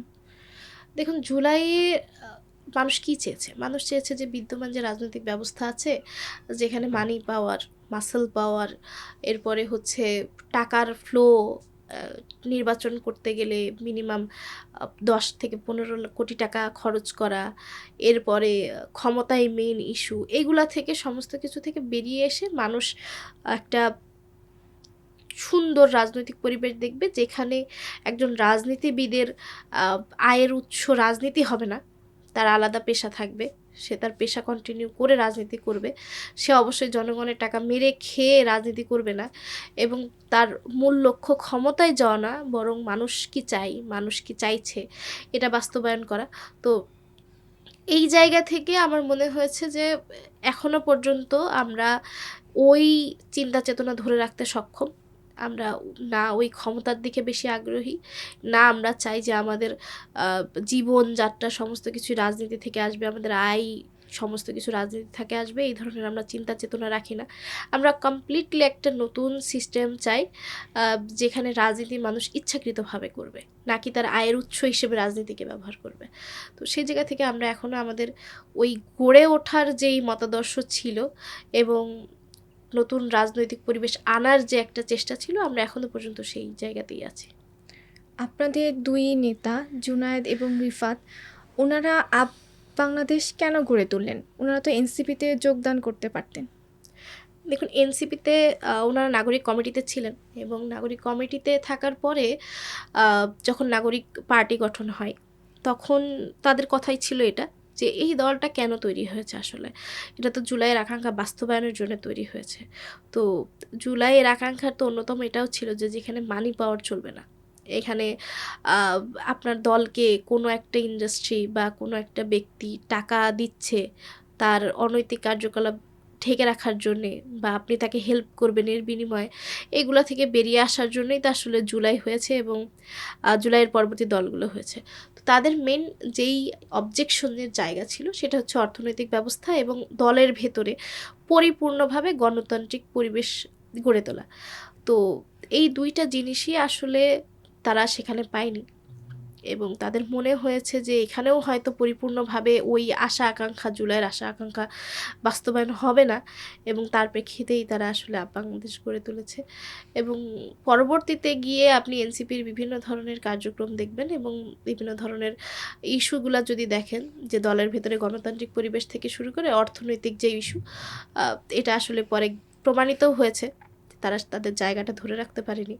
তো সেই চিন্তা থেকেই বাংলাদেশ, এবং এখনো পর্যন্ত বাংলাদেশ চেষ্টা করছে যেই নীতিতে গড়ে ওঠা, ওই নীতিটা ধরে রাখার জন্য।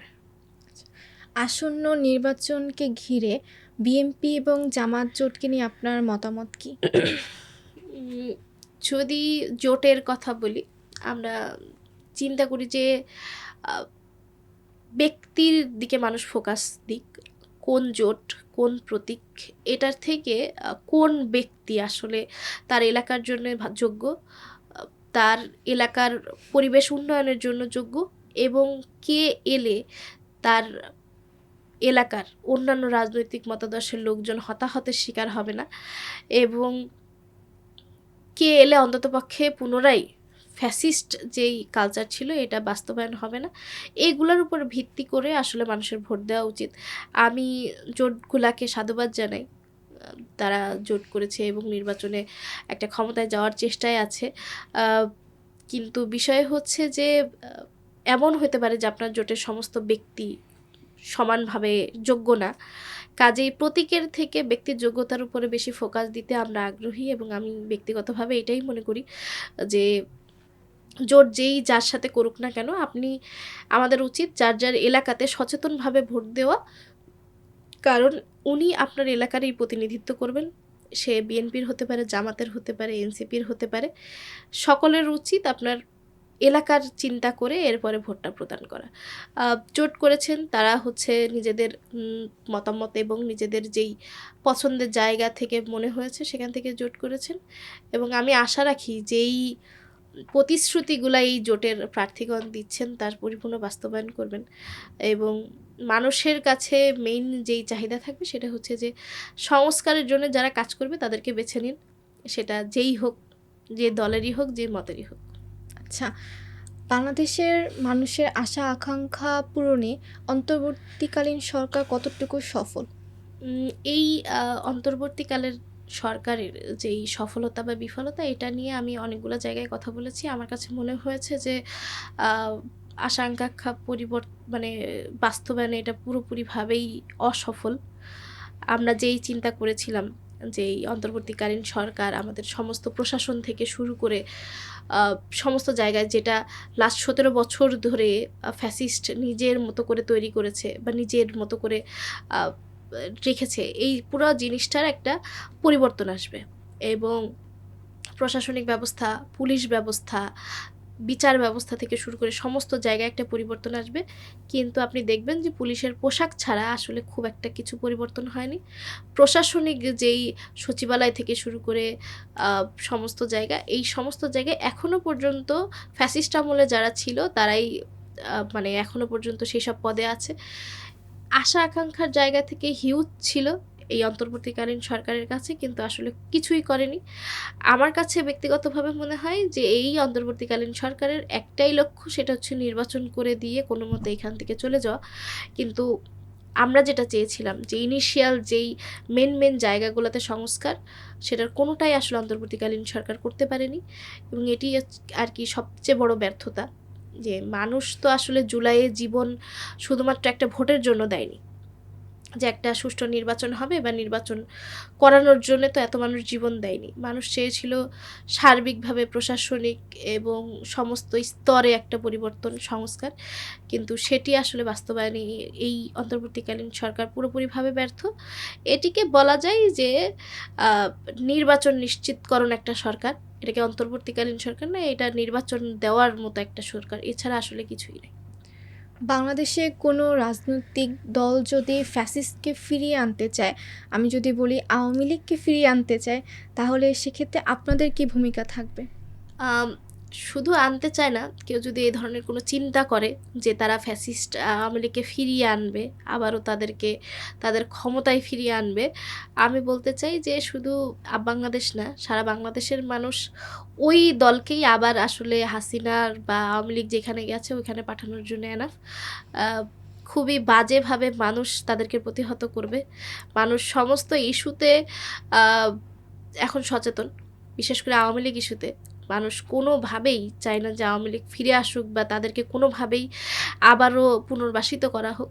তো এই ধরনের কার্যক্রম যদি কেউ করে, আমার মনে হয় আম সে তার সবচেয়ে করুণ পরিস্থিতি চিন্তা করে এ ধরনের কার্যক্রম করবে। কারণ আওয়ামী লীগ বাংলাদেশের জন্য যেটা করে গেছে, আ সেটাকে যদি কেউ আবার ফিরিয়ে আনতে চায়, সে সহ এবং আওয়ামী লীগ আবারও হয়তো কোথাও পালিয়ে যেতে বাধ্য হবে। আপনি যখন গণসংযোগ করেছেন কিংবা বিভিন্ন ক্যাম্পেইনে অংশগ্রহণ করেছেন, তরুণদের মাঝে নতুন বাংলাদেশ নিয়ে কী স্বপ্ন তারা দেখছে? আম এই যে পুরো রাজনৈতিক জার্নি, এখানে প্রচুর মানুষের সাথে আমাদের আসলে কথা হইছে। প্রচুর মানুষের সাথে তাদের মতামত জানার সুযোগ হয়েছে এবং আমি ব্যক্তিগতভাবে চেষ্টা করি সবার কাছে জানার যে আসলে মানুষ কি চায়। তো তরুণরা আসলে দীর্ঘ ১৭ বছর তরুণদেরকে কিছু আ অন্য রকমের ইনসিডেন্ট বা অন্য ধরনের জিনিসপত্র দিয়ে এনগেজ করে রাখা হতো। মানুষ আসলে খুব একটা মানে ফ্যাসিবাদী আমলের শাসনে এতটা অভ্যস্ত হয়ে গিয়েছিল যে দেশে কি হচ্ছে, কোথায় কি ঘটছে এটা নিয়ে তরুণ সমাজ মোটেই চিন্তিত ছিল না। কিন্তু জুলাইয়ের পরে যেটা হয়েছে, প্রতিটা মানুষ আর কিছু না হলেও জানে যে বাংলাদেশে কোথায় কি হচ্ছে। বিশেষ করে তরুণ সমাজ। এবং তারা এটাকে নিজেদের ডিউটি হিসেবে নিয়েছে। অনেক political uh posh elite uh young জেনারেশনও আসলে পলিটিক্সের প্রতি আগ্রহী হয়েছে এবং তারা আ চায় যে এই যে পুরনো যে কালচার এটা থেকে বেরিয়ে আসতে। তো আমি যেখানেই গেছি ইয়াং জেনারেশন আশাবাদী এবং তারা খুবই অ্যাক্টিভ। তারা চায় নতুন কিছু। তারা এখনো হোপফুল এবং তারা এটাও বলে যে আবারও যদি ওই পুরনো কোনো কিছু ফিরে আসে তারা প্রতিহত করতে আ যেকোনো ইস্যুতে তারা রাস্তায় নামতে অ্যাক্টিভ। তো ইয়াং জেনারেশন এখনো আসলে হোপফুল এবং তারা শুধু হোপফুল না, তারা এটা বাস্তবায়নের জন্য কাজও করছে। আপনি দেখবেন যে আ ইয়াং জেনারেশন এখন যতটা রাজনৈতিক সচেতন এবং বিভিন্ন ইস্যুতে কথা বলে, এটা আগে ছিলই না। তো আমরা যত জায়গায় গিয়েছি আমরা এই ইয়াং জেনারেশনের যেই উৎসাহ, এটিও আমাদের কার্যক্রম পরিচালনা করা বা বাংলাদেশকে অব্যাহত রাখার জন্যও হেল্প করেছে। পুরো বাংলাদেশে অনেকগুলো ছাত্র সংসদ নির্বাচন হয়েছে। তো সেখানে আমরা দেখতে পাই শিবির সমর্থিত প্যানেলগুলো ভূমিধস বিজয় লাভ করেছে। তো আরেক পক্ষ থেকে বলা হয়েছে যে এখানে শিবির নির্বাচনে ইঞ্জিনিয়ারিং করেছে, কারচুপি করেছে। তো আপনার কাছে কি মনে হয় যে ছাত্র সংসদ নির্বাচন কি সুষ্ঠুভাবে হয়নি?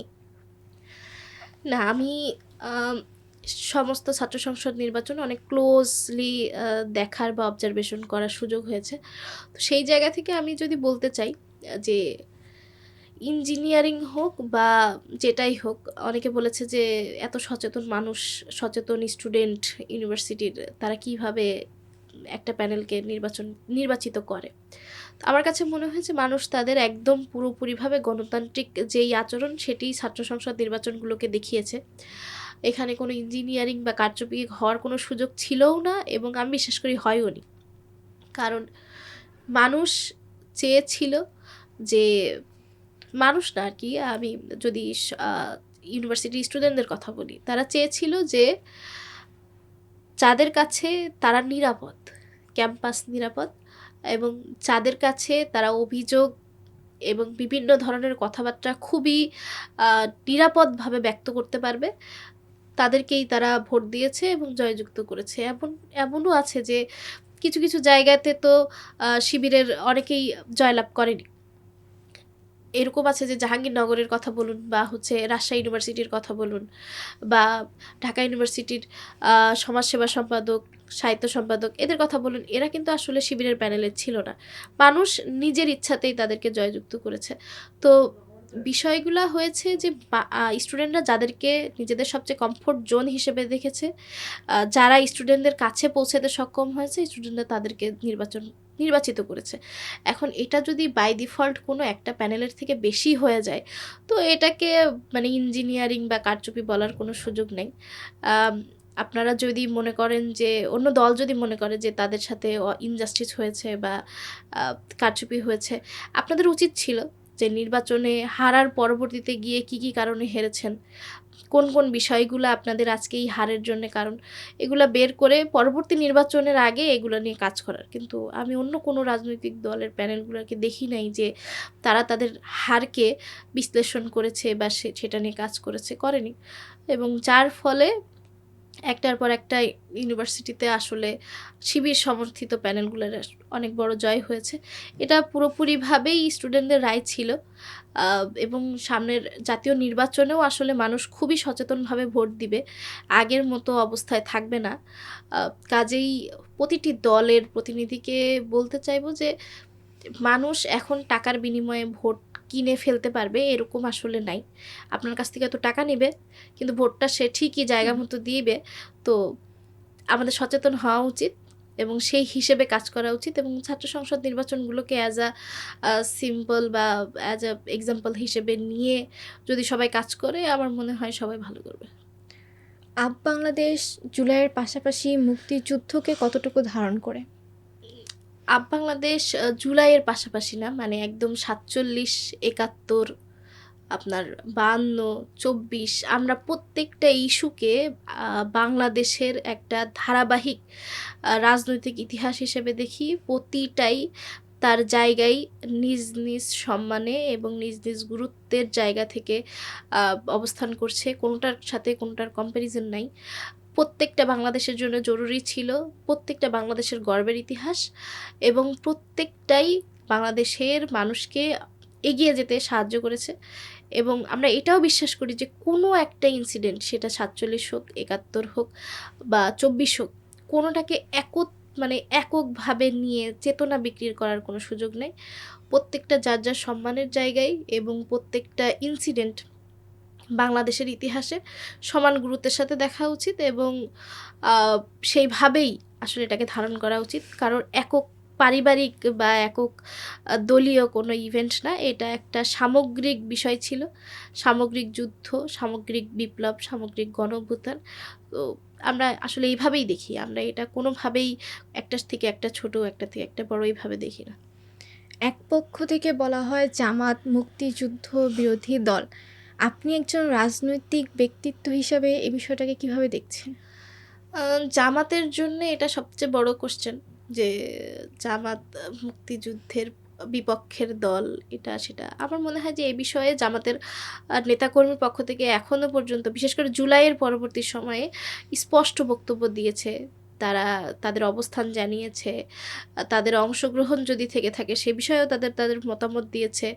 আ আমার মনে হয় যে এই বিষয়টা জামাত কিভাবে হ্যান্ডেল করবে বা কিভাবে দেখছে, আ তারা এইটা থেকে বেরিয়ে এসে বা এটাতে যদি তাদের অংশগ্রহণ থেকেও থাকে সেটা থেকে তারা বেরিয়ে এসে কিভাবে জিনিসটাকে হ্যান্ডেল করছে, এগুলা দেখা উচিত।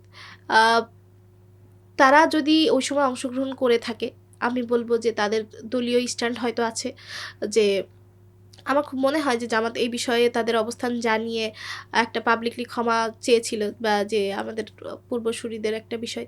তো এগুলা নিয়ে আ এখন যেটা হয় যে জামাতের যতটুকু না অংশগ্রহণ ছিল এটাকে রাজনৈতিকভাবে আরো ইস্যু বানিয়ে জামাতকে দমিয়ে রাখার ক্ষেত্রে বেশি ইউজ করা হয়। তো অ্যাজ আ রাজনীতির জায়গা থেকে যদি আমি দেখি যে জামাতের যতটুকু অংশগ্রহণ সেটা স্বীকার করে জামাত যদি আ নিজেদের বর্তমান রাজনৈতিক অবস্থাকে নিশ্চিত করতে পারে, জনগণ বান্ধব করতে পারে এবং করেছে, এটা তাদের জন্য পজিটিভ। আমার কাছে এতটুকুই মনে হয় যে তাদের দলীয় অবস্থান ক্লিয়ার করে আ মানুষকে তো 100% স্যাটিসফাইড করা যাবে না উত্তর দিয়ে। কিন্তু যতটা সম্ভব তাদের দলীয় অবস্থান ক্লিয়ার করে তারা যদি সামনের দিকে আগাতে পারে, তো এটা জামাতের জন্য পজিটিভ। আসন্ন নির্বাচনকে ঘিরে বাংলাদেশের কি ভূমিকা থাকবে? আসন্ন নির্বাচনে বাংলাদেশের মেইন ফোকাস থাকবে গণভোট। আমরা আসলে আপনি কাকে ভোট দিবেন, আ আপনি কাকে নির্বাচিত করবেন, এটা নিয়ে বাংলাদেশের খুব একটা কনসার্ন নাই। তবে হ্যাঁ, অবশ্যই সচেতনভাবে ভোট প্রদান করতে হবে। এটা নিয়ে আমাদের জনসচেতনতামূলক ক্যাম্পেইন থাকছে এবং আমাদের মেইন যেই ক্যাম্পেইন এটা হচ্ছে হ্যাঁ ভোটের ক্যাম্পেইন। গণভোটে আ হ্যাঁকে জয়যুক্ত করতেই হবে। এটা নিয়ে আসলে কোনো সন্দেহের জায়গা নেই। এনি হাউ কোন দল ক্ষমতায় আসছে সেটা ফ্যাক্ট না। কিন্তু গণভোটে হ্যাঁ ভোটকে জয়যুক্ত করতে হবে এবং আ সবাই, সবাই সচেতন জায়গা থেকে এবং সবার দায়িত্বের জায়গা থেকে হলেও এই হ্যাঁ ভোটকে জয়যুক্ত করা উচিত এবং এটা অনেকটা বাংলাদেশের জন্য বাধ্যতামূলক হয়ে গেছে। সেই জায়গা থেকে বাংলাদেশ এই পুরো নির্বাচনী যাত্রায় বা পুরো নির্বাচনের এই টাইমে হ্যাঁ ভোটের জন্য ক্যাম্পেইন করবে। সেটার জন্য জনের সচেতনতা, পোস্টারিং, মানুষের সাথে কথা বলা, মানুষকে উদ্বুদ্ধ করা থেকে শুরু করে সমস্ত ধরনের কার্যক্রম আছে এবং ওটা হয়তো চালু হবে আমাদের ২-১ দিনের ভেতরে। অলরেডি আমাদের পোস্টারিং শুরু হয়ে গেছে হ্যাঁ ভোটের জন্য। তো আমাদের পুরো নির্বাচন জুড়ে আমাদের মেইন ফোকাসই থাকবে গণভোট। গণভোট নিয়ে আপনার মূল্যায়ন শুনতে চাচ্ছি। সাথে হচ্ছে যারা না ভোটে হচ্ছে ক্যাম্পেইন করতেছে, তাদের যুক্তিটা আসলে কি? আমি বলব যে যারা না ভোটের জন্যে ক্যাম্পেইন করছে তারা নিজেরাও জানে না যে তারা আসলে কিসের জন্য না ভোটের ক্যাম্পেইন করছে। যতগুলা জায়গায় বলা হচ্ছে যে না সংবিধান থেকে বিসমিল্লাহ সরিয়ে দেওয়া হবে, আল্লাহর নাম-কাম সরিয়ে দেওয়া হবে। বহু ধরনের বিভ্রান্তিকর বিষয়গুলো দিয়ে না ভোটের জন্য প্রচারণা চালানো হচ্ছে। আসলে বিষয়টা এরকম কিছুই না। যারা না ভোটের প্রচারণা চালাচ্ছেন, আমার মনে হয় এখন বাংলাদেশে আ কেউই না ভোটের জন্যে প্রচারণা চালাচ্ছে না। ইনিশিয়ালি চালাচ্ছিল একটা দল এবং পরবর্তীতে গিয়ে সেই দলের ঊর্ধ্বতন নেতাদের দ্বারা বলা হয়েছে যে সবাই আসলে হ্যাঁ ভোটে দিয়ে করবে। আসলে বর্তমানে বাংলাদেশে কোনো কারোর মানে না ভোটের পক্ষে অবস্থান নেওয়ার কোনো সুযোগ নেই। যদি সে নেয়, সে আল্টিমেটলি আসলে ফ্যাসিবাদকেই আ পুনর্বাসিত করার একটা রাস্তা করছে। বা সে আসলে বাংলাদেশের মানুষকেই ধারণ করে না, এরকম। তো না ভোটের জেতার কোনো সম্ভাবনা নাই। কিন্তু যারা এটাকে প্রচারণা করছে তাদেরকে মানুষ চিহ্নিত করে রাখবে। কারণ তারা আসলে সংস্কার বিরোধী, তারা জনগণ বিরোধী, জুলাই বিরোধী এবং এই যে জুলাইয়ে এতজন শহীদ হলেন, তাদের আসলে মর্যাদার বিরোধী। আর হ্যাঁ ভোটের কথা যদি বলি, হ্যাঁ ভোটটা আমাদের লাগবেই। এটি আমাদের যারা শহীদ হয়েছে জুলাইয়ের, তাদের প্রতি একটা দায়, তাদের প্রতি ঋণ। আম তাদের একটা লিগ্যাসি বলেন বা আমরা যেই সুন্দর বাংলাদেশ গড়ার যে স্বপ্ন দেখেছিলাম, সেটার একটা বাস্তবায়িত রূপের প্রথম পদক্ষেপ হচ্ছে এই হ্যাঁ ভোট। তো হ্যাঁ ভোটের বিষয়ে আসলে আমরা মনে করি এটা আসলে নন নেগোশিয়েবল, এটা লাগবেই এবং এটা বাস্তবায়নও করতে হবে। হ্যাঁ ভোট জয়যুক্ত হবে ইনশাল্লাহ, এবং এর পরবর্তীতে গিয়ে সঠিক বাস্তবায়নের জন্যও মানুষ তাদের সচেতনতা দেখাবে। জুলাই আন্দোলনে অংশগ্রহণকারী অনেক শহীদের পরিবার কিংবা যারা এখনও আহত আছেন, তারা অনেকে সঠিক চিকিৎসা পাচ্ছে না, তাদের যে ভাতা দেওয়ার কথা ছিল সেটাও তারা পাচ্ছে না। তো এই বিষয়ে বাংলাদেশ সরকারকে আসলে কিভাবে ডিরেকশন দিচ্ছে? দেখুন, অন্তর্বর্তীকালীন সরকার একটা ফাউন্ডেশন করেছিল, জুলাই স্মৃতি ফাউন্ডেশন, যার মেইন লক্ষ্যই ছিল যতগুলা শহীদ ভাই বোনেরা আমাদের আছেন তাদের ফ্যামিলি এবং আহত যারা আছেন সবাইকে নিয়ে কাজ করার জন্যে। কিন্তু জুলাই স্মৃতি ফাউন্ডেশনের কার্যক্রম এবং তাদের যেই অনৈতিক অর্থনৈতিক যে ব্যবস্থাপনা, এটা মানে পাবলিকলি আসার পরে মানুষ মনে হয় না কেউ আর এটা নিয়ে চিন্তাও করেছে যে এই ফাউন্ডেশনের দ্বারা মানুষের কোনো উপকার হবে। আহ, অন্তর্বর্তীকালীন সরকারের সবচেয়ে বড় ব্যর্থতা হচ্ছে যে এখনো পর্যন্ত অনেকেই প্রায় ১-১.৫ বছর পরে মারা গেছেন সঠিক চিকিৎসার অভাবে বা সময় মতো চিকিৎসার অভাবে। এটি আসলে অন্তর্বর্তীকালীন সরকারের ব্যর্থতার অন্যতম একটা কারণ। তো বাংলাদেশের একটা কমিটি ছিল জুলাই স্মৃতি নিয়ে, জুলাই স্মৃতি কমিটি। তো তাদের কাজই ছিল এই যে, যে সকল জায়গাতে জুলাই আহত আছে, জুলাই নিহতের পরিবার আছে, তাদের সাথে সংযুক্ত রাখা এবং তাদের যতগুলা সুবিধা অসুবিধা, ভাতা পাওয়ার অসুবিধা থেকে শুরু করে অর্থনৈতিক ব্যবস্থা, এগুলা দেখা। তো আমরা এখনো পর্যন্ত ২টা ঈদে তাদের পাশে থাকতে পেরেছি খুবই সামান্য সাহায্যের মাধ্যমে। এছাড়াও তারা কোথাও কোনো জটিলতার শিকার হলে, আপনাদের যে সনদ পাওয়ার একটা ইস্যু ছিল, নিহতদের শহীদের সনদ, এগুলা ইস্যুতে যখনই কেউ সমস্যায় পতিত হয়েছে এবং বাংলাদেশের সাথে যোগাযোগ করেছে, আমরা আমাদের জায়গা থেকে চেষ্টা করেছি তাকে সাহায্য করার, তার এই যে প্রসেসে হেল্প করার।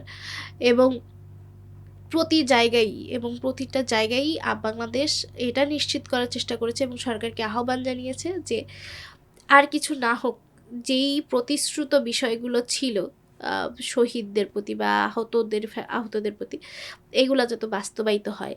তো এটা হয়তো পরিপূর্ণভাবে সম্ভব হয়নি। এক্ষেত্রে যারা সংশ্লিষ্ট ছিল, দায়িত্বশীল ছিল, তারা পরিপূর্ণভাবে তাদের দায়িত্ব পালন করেনি এবং অন্তর্বর্তীকালীন সরকারও পরিপূর্ণভাবে ব্যর্থ যে তারা এত ইনিশিয়াল একটা জিনিস, যেটা আসলে জুলাই পরবর্তী সময়ে সবচেয়ে প্রথম কাজ ছিল, সেটি করতে ব্যর্থ হয়েছে। আমরা আমাদের জায়গা থেকে চেষ্টা করেছি, সরকার হোক বা যারা দায়িত্বশীল ছিল সবাইকে বারবার বলার, এবং যতটুকু নিজেদের ক্ষমতার ছিল বা নিজেদের দক্ষতা বা আমাদের হাতে ছিল, আমরা ততটুকু সাহায্য করার চেষ্টা করেছি। তবে এটা আসলে আমি বলব যে পরিপূর্ণভাবে সম্ভব হয়নি। যার কারণে আমাদের অনেক জুলাই আহত এবং শহীদেরা সনদ নেয়নি এবং তারা অনেকটা বিতৃষ্ণার সাথে আ চিন্তা করে যে আসলেই আমরা জুলাইয়ে অংশগ্রহণ করে ভুল করেছি বা এটা করা দরকার ছিল না। এরকম অনেক দেখবেন যে অনেক আহত আছেন যারা হাত পা হারিয়েছেন এবং তারা এখন বিরক্ত এবং তারা কিছুটা হতাশ, কিছুটা না পরিপূর্ণভাবেই হতাশ যে কেন জুলাইয়ে অংশগ্রহণ করেছিলাম। তাদেরকে ওই সঠিক সম্মানটা প্রদান করা আসলে সম্ভব হয়নি এবং এটা আসলে অনেক বড় ব্যর্থতা রাষ্ট্রের জন্য। আচ্ছা, বাংলাদেশে অনেক বছর পর গণভোট অনুষ্ঠিত হবে। নতুন যারা ভোটার আছে এবং যারা অনেকে বুঝে না যে গণভোট কী, তো সেক্ষেত্রে আপনারা কী ভূমিকা রাখবেন তাদেরকে হ্যাঁ ভোট দেওয়ার জন্য? আম নতুন ভোটার বলতে এইবার হিউজ সংখ্যক প্রায় ৩.৫ থেকে ৪ লাখ নতুন ভোটার আছে এবং সবাই সচেতন ম্যাক্সিমামই। কিন্তু অনেকেই জানে না যে আসলে গণভোট কেন হচ্ছে, কিসের জন্য, এর কাজ কী, এটা হলে কী হবে? এটা অনেকেই জানে না। বাংলাদেশের পক্ষ থেকে আমরা লিফলেট বিতরণ এবং এই পুরো বাংলাদেশের প্রতিটি জেলা, উপজেলা এবং প্রতিটি জায়গার মানুষের কাছে পৌঁছানোর আমাদের একটা লক্ষ্য আছে যে আমরা সেখানে যাব, মানুষকে বোঝাবো। আমাদের যত এলাকার আ সংগঠনের সদস্য আছে প্রত্যেকেই যার জায়গা থেকে প্রতিটা জেলা, উপজেলা, থানা আমরা কাভার করব। সেখানে মানুষের সাথে কথা বলব, তাদেরকে সচেতন করার চেষ্টা করব। এই পুরো যেই ১২ তারিখ পর্যন্ত সময়টা আছে, এই সময়টাতে আমাদের লক্ষ্য আছে যে আমরা পরিপূর্ণভাবে মাঠেই থাকব এবং গণভোটের জন্যে মানুষকে যতভাবে অনলাইন, অফলাইন সচেতন করা যায় সেটা আমাদের পক্ষ থেকে থাকবে। অনেকে বলে যে বাংলাদেশ রাজনৈতিক মাঠে সক্রিয় না, তারা নির্দিষ্ট কিছু ইস্যুতে হচ্ছে ক্যাম্পেইন করে, প্রোগ্রাম করে। তো এ বিষয়ে আপনি কি বলতে চান? আহ, দেখুন, বাংলাদেশ আসলে অ্যাক্টিভ না বা সক্রিয় না, এটা বলার আরেকটা কারণ হচ্ছে যে এমন আমরা অনেক কার্যক্রম করি যেগুলা মিডিয়াতে সঠিকভাবে আসে না বা মিডিয়া ওইভাবে আমাদের কাভার করে না। আহ, এমনও অনেক যৌক্তিক রিজন বা যৌক্তিক ইস্যু ছিল, আমরা কথা বলেছি, আমরা আমাদের জায়গা থেকে অনেক ভাইটাল ইস্যু রোল প্লে করেছি, কিন্তু এটা মিডিয়াতে ঠিকঠাক মতো প্রচার হয় নাই। আপনি দেখবেন যে মিডিয়াগুলোও ওই ধরনের নিউজগুলো প্রচার করতে বা ওই ধরনের ব্যক্তিকে পৃষ্ঠপোষকতা করতে বেশি পছন্দ করে যেখানে ভিউ বেশি, যেখানে আসলে আহ, গেলে তারা হয়তো কোনো না কোনোভাবে উপকৃত হবে বা একটা মোটামুটি সম্মানী পাবে। এই ধরনের জায়গাগুলোতে কভার করতে আরও বেশি আগ্রহী। তো আমরা আসলে মিডিয়া ফোকাসটা অনেক কম পেয়েছি, এখন আস্তে আস্তে আবার বাড়ছে, কিন্তু মিডিয়ার এই ফোকাসের কারণে আমরা আমাদের অনেক কার্যক্রম যে আছে বা করছি এটা পাবলিক পর্যন্ত পৌঁছায় না, যার কারণে মানুষ মনে করে যে এরা সক্রিয়ই না। কিন্তু আমরা আসলে প্রচুর কাজ করেও ওই পরিমাণ মিডিয়া ফেস না থাকার কারণে বা মিডিয়া কাভারেজ না থাকার কারণে মানুষের কাছে আসলে নিষ্ক্রিয় মনে হয়, আমরা আসলে ওইভাবে পৌঁছাতে পারছি না। এটা একটা মিডিয়া ল্যাকিংস। আর হয়তো আমাদের ওই ধরনের অত হাই লেভেলের ফান্ডিংস নাই যে আমরা আহ, অনেক বড় কিছু করব, অনেক বড় ইভেন্ট করব যেটা অটোমেটিক্যালি মানুষের কাছ পর্যন্ত পৌঁছাবে। আমরা খুবই ছোট ছোট কার্যক্রম করি এবং ছোট ছোট কার্যক্রমগুলো আসলে মানুষের দৃষ্টিগোচর করা হওয়াটা একটু টাফ হয়ে যায়। হাদি হত্যা এবং তার বিচার এবং সামগ্রিক বাংলাদেশের নিরাপত্তা ইস্যুতে বাংলাদেশ কতটা তৎপর এবং এ বিষয়ে আপনার অবস্থান কি? হাদি ভাইয়ের মৃত্যুটা আসলে বাংলাদেশের জন্য অনেক বড় লস। অনেক বড় লস বলতে একজন ভয়েস ছিল বাংলাদেশে, যিনি একদম প্রতিটা স্তরের প্রতিটা ক্লাসের মানুষের আহ, কাছে পৌঁছাতে সক্ষম হয়েছিলেন তার ভয়েস দিয়ে। আহ, এরকম একজন মানুষের, তিনি যে নিহত হবেন এটা হয়তো আমাদের কল্পনাতেও ছিল না। আমরা জানতাম তিনি হুমকি ধামকির শিকার হচ্ছেন বা এরকম কিছু হতে পারে, কিন্তু আসলেই যে জুলাইয়ের পরবর্তী একটা টাইমে এসে এই ধরনের হত্যাকাণ্ড হতে পারে এটা হয়তো আমরা অতটাও আশা করি নাই। এবং হাদি ভাইয়ের মৃত্যুর পরে আহ, পুরো যে ইনকিলাব মঞ্চের প্রতিবাদ ছিল, আমরা পুরোপুরিভাবে তাদের সাথে একাত্মতা প্রকাশ করেছি এবং তারা যতদিন মাঠে ছিল আন্দোলন সংগ্রাম করেছে ততদিন পর্যন্ত বাংলাদেশ তাদেরকে সর্বত্রভাবে যে উপস্থিতি থেকে শুরু করে সমস্ত দিক থেকে তাদেরকে সাহায্য করেছে এবং তাদের পাশে থেকেছে। এবং এই হত্যাকাণ্ড বিচার না হওয়া বা বিচার হবে কিনা এখনো পর্যন্ত আমরা আসলে শিওর না। আহ, এটা আসলে বাংলাদেশের জন্য আরও একটা কলঙ্কের বিষয় যে ভাইয়ের হত্যার বিচারটা বাংলাদেশের মানুষ নিশ্চিত করতে পারেনি। বাংলাদেশে বিচারহীনতার যে কালচার এটা আসলে পুরনো, অনেক বড় বড় ইনসিডেন্টসের এখনও পর্যন্ত কোনো বিচার হয়নি। পিলখানা থেকে শুরু করে আপনি যে কোনো বড় ইস্যু এখনও পর্যন্ত বিচারের মুখ দেখেনি। এই যে বিচারহীনতার যে একটা কালচার, এটাই মূলত পরবর্তীতে গিয়ে আরেকটা হত্যার কারণ হয়ে দাঁড়ায়। আমরা যদি বিচারগুলোকে নিশ্চিত করতে পারতাম, আমাদের এই যে ভাইদেরকে হারানো লাগতো না, আমাদের যারা এই ধরনের হত্যাকাণ্ডের সাথে যুক্ত থাকে তারাও ভীত থাকতো। কিন্তু আসলে আমরা বিচারটাই নিশ্চিত করতে পারি না। হাদি ভাইয়ের বিচার নিশ্চিতকরণের জন্যে আমরা তো রাজপথে ছিলামই, এখনও আছি। যে কোনো ধরনের কার্যক্রম যেটা ইনকিলাব মঞ্চ নেয় আমরা তাদের পরিপূর্ণভাবে সমর্থক হিসেবে থাকি এবং আমরা চাই যে এটা ইনকিলাব মঞ্চের ব্যানারেই হোক। এটা এই হাদি ভাইয়ের হত্যার বিষয়টাকে কোনো রাজনৈতিক দল নিজস্ব আহ, অবস্থান বা নিজস্ব রাজনীতির জন্য ব্যবহার করুক, এটা আমরা চাই না এবং আমরা নিজেরাও সেটা করব না বলেই আমরা চেয়েছি যে ইনকিলাব মঞ্চ যেই ধরনের স্টেপ নেবে আমরা আমাদের সর্বোচ্চ জনসমর্থন থেকে শুরু করে আমরা সেটা তাদের প্রদান করব এবং সেভাবেই চলছে। আমরা হাদি হত্যার বিচারের জন্যে সারা ঢাকা শহরে পোস্টারিং করেছি। জনসচেতনার জন্য মানুষ যাতে হাদি ভাইয়ের এই ইস্যুটাকে কোনোভাবেই না ভুলে যায়, তার জন্যে আমরা চেষ্টা করছি। এবং আমরা শুধু হাদি ভাইয়ের হত্যা না, বাংলাদেশের যতগুলা এরকম ধরনের হত্যাকাণ্ড আছে যার বিচার হয়নি তার নিশ্চিতের জন্য আমরা কাজ করে যাব। এবং এই যে বাংলাদেশ অনিরাপদ, কারো যার জীবনের কোনো নিরাপত্তা নেই, আজকে আমি বাসা থেকে বেরিয়েছি, ঠিকঠাক মতো বাসায় পৌঁছাবো কিনা এটার কোনো নিরাপত্তা নেই। এই নিরাপত্তাহীন জীবনের থেকে বেরিয়ে আসার জন্যে বাংলাদেশের আইন কানুন এবং ল অ্যান্ড এনফোর্সমেন্টের যে পরিবর্তন দরকার, এটা বাস্তবায়নে বাংলাদেশ সর্বতোভাবে চেষ্টা করবে। এবং আমরা প্রশাসন সহ ক্ষমতায় যারা আসতে চলেছে বা ক্ষমতায় যারা আসবেন, সবার কাছে হয়তো বাংলাদেশ এই প্রেশারটাই ক্রিয়েট করবে যে বাংলাদেশের ল অ্যান্ড এনফোর্সমেন্ট সবার আগে ঠিক হওয়া দরকার। এখানে মানুষের জীবনের যেই নিরাপত্তাহীনতা রয়েছে তা দূর করা দরকার। এছাড়া আসলে আইনের শাসন এবং আইনের সঠিক বাস্তবায়ন ছাড়া বাংলাদেশ আসলে সকলের জন্যই অনিরাপদ। কালচারাল ফ্যাসিজমকে রুখে দেওয়ার জন্য বাংলাদেশ কি পদক্ষেপ নিয়েছে বা নিবে? এটা একটা ভালো কোশ্চেন যে কালচারাল ফ্যাসিজম, এটা আসলে খুবই কি বলে এলিট একটা শ্রেণীর মধ্যে আবদ্ধ আছে। যে কালচারাল ফ্যাসিজম বলতেও যে একটা বিষয় আছে যে আপনি সংস্কৃতি দিয়ে একটা জাতিকে মানে অবরুদ্ধ রাখতে পারেন বা দমিয়ে রাখতে পারেন, এটা আমরা লাস্ট 17 বছর ধরে দেখেছি যে কিভাবে নিজস্ব একটা কালচার, নিজের একটা কালচারকে সরিয়ে দিয়ে অন্য একটা কালচারকে চাপিয়ে দিয়ে যে ফ্যাসিস্ট আচরণ করা যায় বা একটা নতুন কালচারের আবির্ভাব ঘটিয়ে যে সাধারণ মানুষকে দমিয়ে রাখা যায়, এটা লাস্ট 17 বছরে আমরা দেখেছি।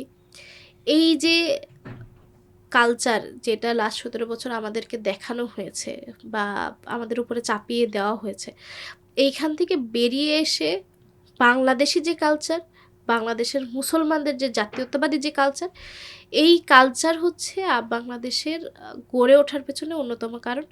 যে আমরা এই কালচারটাকে বাস্তবায়ন করতে চাই। বাংলাদেশের বাঙালি মুসলমানদের যেই কালচার, বাংলাদেশের যে কালচার যেখানে ধর্ম বর্ণ সবাই সমানভাবে থেকেছে, যেই সম্প্রীতি বজায় ছিল, সেটার যে একটা কালচার, এইটাই বাস্তবায়ন করার লক্ষ্যে ছিল। এবং এটার জন্যে বাংলাদেশের কালচারাল উইং আছে।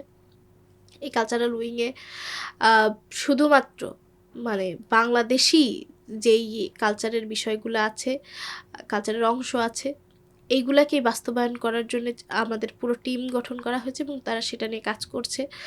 এবং মানুষের ভেতরে যেই বাংলাদেশি কালচার বা যেই সচেতনতার দরকার ছিল, এটা অনেকটাই গ্যাপ আছে। এবং সেটার লক্ষ্যে আমরা পাঠচক্র থেকে শুরু করে মানুষকে এঙ্গেজ করা, মানুষের ভেতরে যেই যে বাংলাদেশের একটা কালচারাল ফ্যাসিবাদ বলে যে একটা বিষয় আছে, এই বিষয়ে সচেতন করা থেকে শুরু করে সমস্ত বিষয়ে সচেতন করার জন্য আমাদের বিভিন্ন কার্যক্রম চলেছে এবং চলছে। মব করে কাউকে হত্যাযোগ্য করে তোলার পক্ষে বা বিপক্ষে কোনটাতে আপনাদের অবস্থান? আমরা বিশ্বাস করি যে কোনো প্রকার মব সৃষ্টি করে কাউকে হত্যা করা বা মব সৃষ্টি করে কাউকে বিচার করা, এটা আসলে আমরা এটা পুরোপুরিভাবে এর বিপক্ষে। তবে এখানেও একটা বিষয় আছে যে আমরা কোনটাকে মব বলছি। এমন হতে পারে যে আমি আমার সুবিধা মতো মবের সংজ্ঞাটাকে ইউজ করছি। যখন আমার কোনো পক্ষের বিষয় হয় আমি সেটাকে খুব একটা ভালো কিছু বা মব হিসেবে নিচ্ছি, এবং বিপক্ষে যেটা যাচ্ছে সেটাকে আমি মনে করছি যে মব সৃষ্টি করে আমাকে আমার বিরুদ্ধে সমস্ত কিছু দিয়ে দেওয়া হচ্ছে। তো মব যে বিষয়টা জুলাই পরবর্তী সময়ে খুব বেশি মানুষের মুখে এসছে, এটা এটা আমরা পরিপূর্ণভাবেই বিপক্ষে। আমরা চাই যে যে কারোর যে কোনো বিষয়ে যদি কারোর কোনো মতামত থাকে বা কাউকে যদি বিচার করতে হয়, তাকে নির্দিষ্টভাবে আইনের আওতায় এনে এবং সুস্পষ্টভাবে আইনগতভাবে আসলে বিচার করা উচিত। মবের আমরা কোনোভাবেই পক্ষে নই। বাংলাদেশ কোনো দিক থেকেই আসলে মবকে উস্কানো বা মবকে গ্রহণযোগ্যতা দেওয়া, এটার একদমই পুরোপুরি বিপক্ষে। আমরা চাই, হাদি ভাইয়ের একটা কথা ছিল যে আমরা চাই যে আমাদের শত্রুর সাথেও ইনসাফ হোক। আমরাও এটা বিশ্বাস করি যে আমাদের চরম শত্রুর সাথেও আইনগতভাবে তার বিচার করা হোক। আমরা যেরকম চেয়েছিলাম যে হাসিনার বিচারটাও পরিপূর্ণভাবে আইনগতভাবে হোক। আমরা কোনোভাবেই চাই না যে কোনো একটা মব বা অবিচারিক বা বিচারহীনর কালচার আমাদের মাধ্যমে চালু হোক, বা কাউকে বিচারহীনতার মাধ্যমে বা বিচার বহির্ভূত কায়দায় কাউকে হত্যা করা হোক বা কারোর বিচার হোক, এটা আমরা কোনোভাবেই সমর্থন করি না। আমরা চাই যে কারোর জন্য এবং যে কোনো ব্যক্তির জন্যই আইনটা সমান থাকবে এবং তাকে আইনের বিচারিক কার্যক্রমের মাধ্যমেই তার বিচারটা করা হবে। জুলাই হত্যাকাণ্ডের সাথে যে দল কিংবা ব্যক্তিরা জড়িত ছিল তাদের কতটুকু বিচার হয়েছে এবং শহীদ এবং আহতরা কি সঠিক বিচার পেয়েছে? দেখুন, এটাই আমাদের অন্তর্বর্তীকালীন সরকারের অন্যতম ব্যর্থতা যে জুলাইয়ে যারা সরাসরি হত্যার সাথে যুক্ত ছিল, সেটা প্রশাসনের পুলিশ থেকে শুরু করে, আর্মি থেকে শুরু করে, আহ, কারোরই কোনো বিচার কার্যক্রম বা দৃশ্যত বিচার কার্যক্রম আসলে আমরা দেখিনি। যাদেরকে গ্রেফতার করা হয়েছিল খুবই সুন্দর চুপচাপভাবে তাদেরকে আবার জামিনও দেওয়া হচ্ছে, এবং যারা জেলে আছে তারাও যে খুব কষ্টে আছে বিষয়টা এরকম না, তারা জেলের ভেতরেও খুব আয়েসে জীবনযাপন করছে। আহ, এরপরে সে আমাদের শেখ হাসিনা, তার যে রায়টা হলো, এটাও কিন্তু অনেকটা আন্দোলন সংগ্রাম এবং অনেক বেশি চাপাচাপির ফলে হয়েছে। কিন্তু এগুলো তো আসলে জুলাইয়ের পরবর্তী টাইমে খুব স্বল্প সময়ের মধ্যেই হয়ে যাওয়া উচিত ছিল, কিন্তু সেটা হয়নি। এবং এখনো পর্যন্ত কোনো একটা বিষয়ের রায় কার্যকর তো দূরে থাক, কোনো একটা মামলার আপনি অগ্রগতি দেখবেন না। কোনো এলাকা ভিত্তিক যে সকল মামলা হয়েছে তার কোনো অগ্রগতি নেই, তার চার্জশিট দেওয়ার টাইমগুলা বৃদ্ধি করা থেকে মানে লম্বা থেকে লম্বাই হচ্ছে। কোনো ধরনের আসলে কোনো প্রক্রিয়া শুরু হয়নি। দু একটা বিষয় আমরা দেখেছি যে হ্যাঁ রায় এসেছে, কিন্তু সামগ্রিকভাবে আসলে কোনো বিচার হয়নি। এখনো পর্যন্ত আমি জানি যে অনেক হত্যাকারী নিজের পদেই আছে, অনেক পুলিশ কর্মকর্তা যার পদেই বহাল আছেন এবং তারা সেই পদেই কাজ করছেন, কিন্তু এখনো পর্যন্ত তাদের কোনো প্রকার জবাবদিহিতার আওতায়ও আনা সম্ভব হয়নি। তো এটা অবশ্যই জুলাইয়ের শহীদ আহতদের প্রতি একটা ইনজাস্টিস, এবং তারা কোনোভাবেই তাদের বিচার পায়নি, এবং এটি থেকেই আসলে তাদের ভেতরে হতাশা তৈরি হয়েছে যে তারা এত স্বল্প সময়ের ভেতরেও তাদের উপরে যে অন্যায় অবিচার হয়েছে তার সঠিক বিচার পায়নি। আপনি কি রাজনীতিতে কাউকে আইডল মনে করেন? আম রাজনীতিতে এককভাবে আইডল আমি এরকম কাউকে মনে করি না।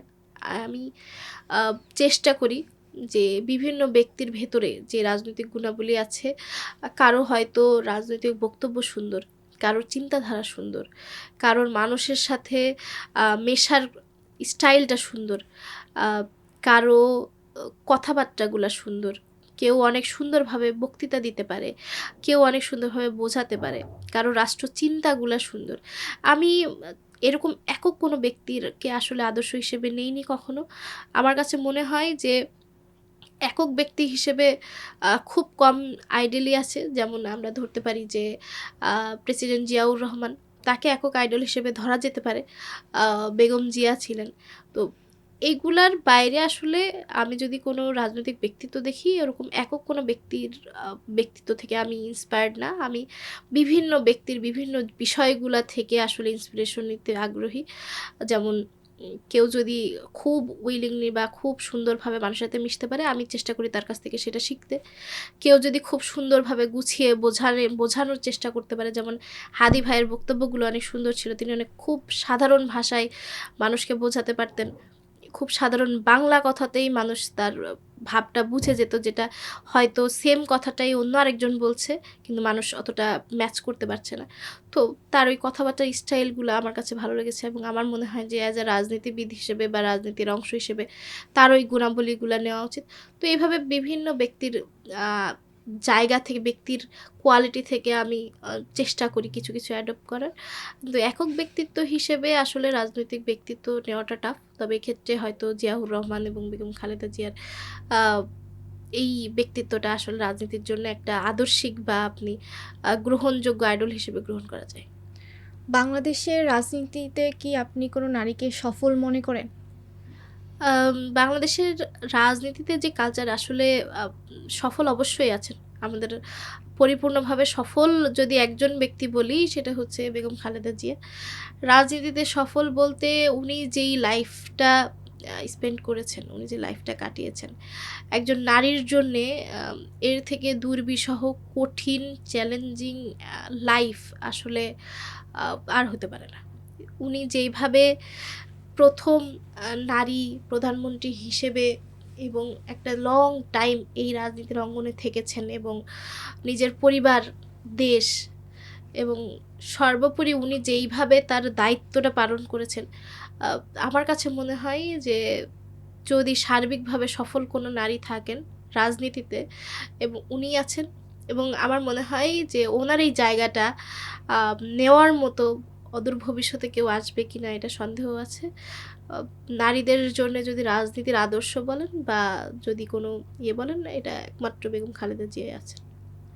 নতুন বাংলাদেশের রাজনীতিতে তরুণরা যদি অংশগ্রহণ করতে চায় তাদের প্রতি কোনো উপদেশ থাকবে কিনা আপনার? আমার কাছে মনে হয় তরুণদের উচিত রাজনীতিতে অংশগ্রহণ করা, এবং এটি শুধুমাত্র অনলাইনে লেখালেখি বা অ্যাক্টিভিজম না করে ওটা তো চলবেই, কিন্তু পাশাপাশি সক্রিয়ভাবে রাজনীতিতে অংশগ্রহণ করাটা জরুরি। কারণ ইয়াং জেনারেশন আ নিজেদের চিন্তাধারা, নিজেদের চাওয়া পাওয়াটা খুব ভালোভাবে বুঝতে পারে। যেটা হয়তো আমাদের সিনিয়র সিটিজেন বা সিনিয়র যে রাজনৈতিকবিদরা তারা ম্যাচ করতে পারে না। তো এই যে একটা জেনারেশনাল গ্যাপ, এই গ্যাপটা থেকে বেরিয়ে আসার জন্যে এবং নতুন চিন্তাধারাকে রাজনীতিতে অ্যাডপ্ট করার জন্য হলেও ইয়াং জেনারেশনের উচিত রাজনীতিতে সক্রিয়ভাবে অংশগ্রহণ করা। অবশ্যই সেক্ষেত্রে নীতি, নৈতিকতা, মূল্যবোধ এগুলা বজায় রেখে রাজনীতিতে অংশগ্রহণ করা। কিন্তু রাজনীতিকে ক্ষমতার এবং অর্থের একমাত্র আ উৎস হিসেবে না ধরে একদম স দেশের জন্যে কিছু করার জায়গা থেকে যদি ইয়াং জেনারেশন রাজনীতিতে আসতে পারে, এটা আসলে আমাদের বাংলাদেশের জন্যে অনেক বড় কিছু হতে যাবে। আমরা একদম শেষ পর্যায়ে চলে এসেছি। তো আপনার কাছে এটা জানতে চাওয়া যে আপনার ব্যক্তিগত জীবন, পেশাগত জীবন এবং আপনার রাজনৈতিক কেরিয়ার এই সব কিছুকে ব্যালেন্স করে আপনি কিভাবে আগাচ্ছেন? আ এদিক থেকে আমি একটু মানে সুবিধা পাই। একটা মেয়ের জন্য আসলে রাজনীতি, ফ্যামিলি, জব লাইফ সমস্ত কিছু হ্যান্ডেল করা অনেক বেশি টাফ। আ কিন্তু আমার জন্য একটা সুবিধা হচ্ছে যে আমার ফ্যামিলি আমাকে প্রচুর সাপোর্ট করে রাজনীতির জন্যে, রাজনীতিতে অংশগ্রহণ করার জন্যে, এবং আমার চাকরিও আমি একটা এমন টাইম টেবলের ভেতরে থাকে যে আমি এটা কমপ্লিট করে একটা লং টাইম পাই রাজনীতিতে অংশগ্রহণ করার জন্যে। তো এটা আমার জন্য আসলে পজিটিভ হয়েছে, এবং সবচেয়ে বেশি যেই সাপোর্টটা পেয়েছি যে মাঝে আমার জব ছেড়ে দেয়া লাগছিল, যে আমি আসলে জব কন্টিনিউ করে রাজনীতি করতে পারছিলাম না। এই টাইমে পুরোপুরিভাবে আমার ফ্যামিলি আমাকে সাহায্য করেছে আ ইকোনমিক্যালি, এবং তারা সাপোর্ট করেছে এবং তারা বলেছিল যে একটা লং টাইম যদি এখানে সারভাইভ করার জন্য কোনো হয়, তারা সেই সাপোর্টটা দিবে। তো আমার জন্য আসলে জিনিসটা একটু ইজি। আ আমি মোটামুটি ওই হ্যান্ডেল করে কাজটা করতে পারি, কারণ আমার ফ্যামিলিগত দিক থেকে আমার চাপটা অনেক কম, এবং আমি যেই রাজনীতির সাথে যুক্ত বাংলাদেশ, এখানেও আসলে আমি আমার কমফোর্ট জোন বা কমফোর্টেবল টাইমে কাজগুলা করতে পারি। ওই অ্যাক্সেস আমার আছে, ওই গ্রহণযোগ্যতা দেওয়া হয়। এজন্যে আমার জন্য আসলে রাজনীতি করাটা খুব ইজি হচ্ছে। তবে হ্যাঁ, এটা মেয়েদের জন্যে আ একটু ইস্যু হয়ে যায়। তবে আলহামদুলিল্লাহ আমার জন্যে আসলে জিনিসটা পজিটিভ আছে। আচ্ছা, আপনাকে অনেক ধন্যবাদ আজকে এখানে উপস্থিত হওয়ার জন্য। আপনাকেও অনেক ধন্যবাদ আমাকে এখানে আমন্ত্রণ জানানোর জন্যে, এবং সেই সাথে আপনাদের এই প্রোগ্রামের প্রতি অসংখ্য ধন্যবাদ যে আপনারা সবাইকে তার মনোভাব, তার চিন্তা চেতনা জানার জন্যে প্রোগ্রামের আয়োজন করেছেন, এবং আমি যতটুকু এই প্রোগ্রামের বিভিন্ন প্রোগ্রামগুলো দেখেছি যে অনেক সেক্টরের মানুষের আসলে মতামত শোনার সুযোগ হয় এই আপনাদের এই পডকাস্টের মাধ্যমে। তো আপনাদের জন্য একটা স্পেশাল থ্যাঙ্কস থাকবে। প্রিয় দর্শক, এতক্ষণ আমাদের সাথে থাকার জন্য ধন্যবাদ জানাচ্ছি। ইনোভা টক্সের পরবর্তী এপিসোডগুলো দেখার জন্য আমন্ত্রণ জানিয়ে আজকে এখানেই শেষ করছি। আসসালামু আলাইকুম ওয়া রাহমাতুল্লাহ।